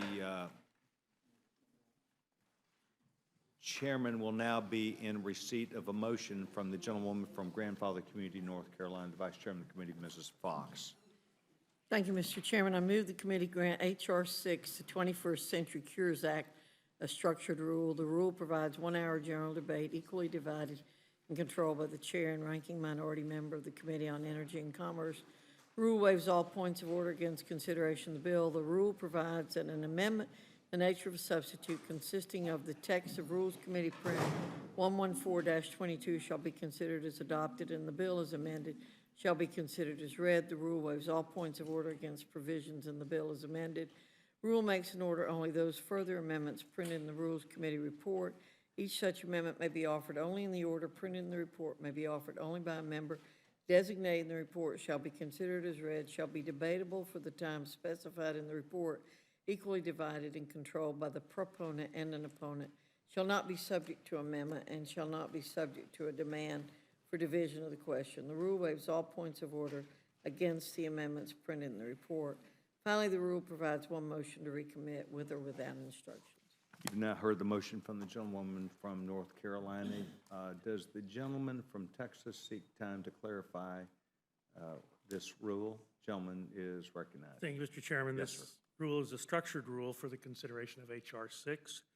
It makes in order 8 amendments, 5 from Democratic sponsors and 3 from Republicans. Once again, as we've heard many times today, this is an important bill. I think the rule is fair, and it deserves all of our support. I yield back to the chairman. You've now heard the motion and the accompanying response from the gentleman and gentlewoman. Is there further amendment or discussion? I don't have any amendment, but I just. Gentlewoman's recognized. I'm sorry that we did not allow more amendments because people who came before us today, I thought really presented things that need our attention, so. I'll just to make address that the comment. gentlewoman. She can just make that comment, and that's awesome. I would agree with her in working through these things. Wasn't quite as easy as it always is. So I do appreciate that very much. Other discussion? Vote now be on the motion from the gentlewoman from Grandfather Community, North Carolina. Those in favor signify by saying aye. Aye. Those opposed, no. Ayes have it, ayes have it. Accordingly, the gentleman, Dr. Michael Burgess from the Rules Committee, will be handling this for Republicans. And Mr. McGovern for the Democrats. And the gentleman, Mr. McGovern, will be handling this for Democrats. We do not expect another meeting this week. I want to take a special note and thank our stenographer, who I think has been here the entire time. And she did an awesome job, and she did it not only by smiling, but doing a great job, and I want to thank her very, very much. This ends the committee work for the week.